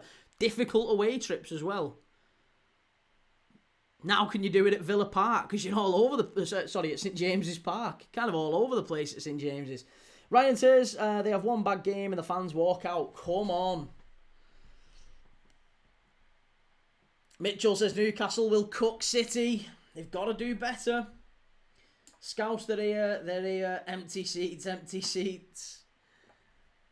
90 seconds left here. Listen, quick reminder. If you're planning to switch over with us to Liverpool-Brighton in about 10 minutes, basically, we'll be going over to Liverpool-Brighton. So that live will be going on. Hopefully, you'll watch that one with us. There's a redirect on the live. So if you are planning to watch that game, make sure you've liked. Make sure you've subscribed. If you're lurking. In fact, if you're watching on TikTok, head over to YouTube. Go and like and subscribe over on YouTube. Much better experience over there. You get the lineups over here. You get the stats over here. It's a much nicer vibe. Don't get the kids and the trolls. Where are we up to? Liverpool, Brighton.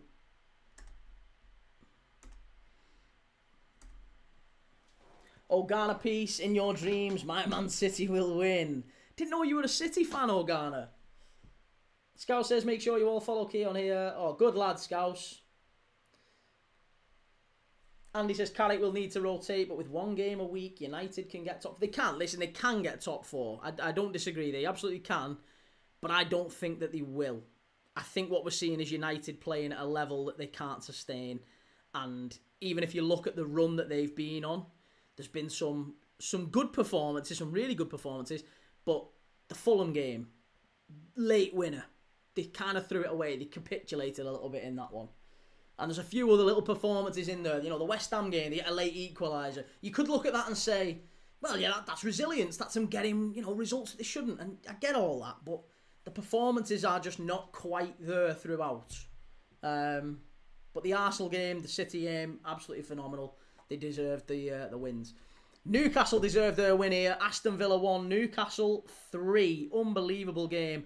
And that's that red card. Bang on half-time for Marco Bizzo, the Villa goalkeeper. That half-time red card basically turned the entire game. We knew we was going to get a big second half here. And boy, did we get it. A fantastic game. Really enjoyed watching it with you. We're going to be live for Liverpool-Brighton in literally 10 minutes' time. I'm going to be straight back on with you. Make sure you've liked. Make sure you've followed. Click up here if you're on TikTok. Hit that follow button. And I'll be live again in 10 minutes' time. Hopefully, you'll come back. If not, and you're sticking around, maybe you'll come back in tomorrow. We're doing 2 games tomorrow. Arsenal, Wigan, and the big Serie A game. Napoli against Roma. That's on TNT Sports at 8 o'clock. So we'll be doing that tomorrow. And yeah, as you know, live every day. Hopefully, you'll come back, and I'll see you all soon. I'll see you in 10 minutes if you're coming back for the Liverpool game. Ta-da!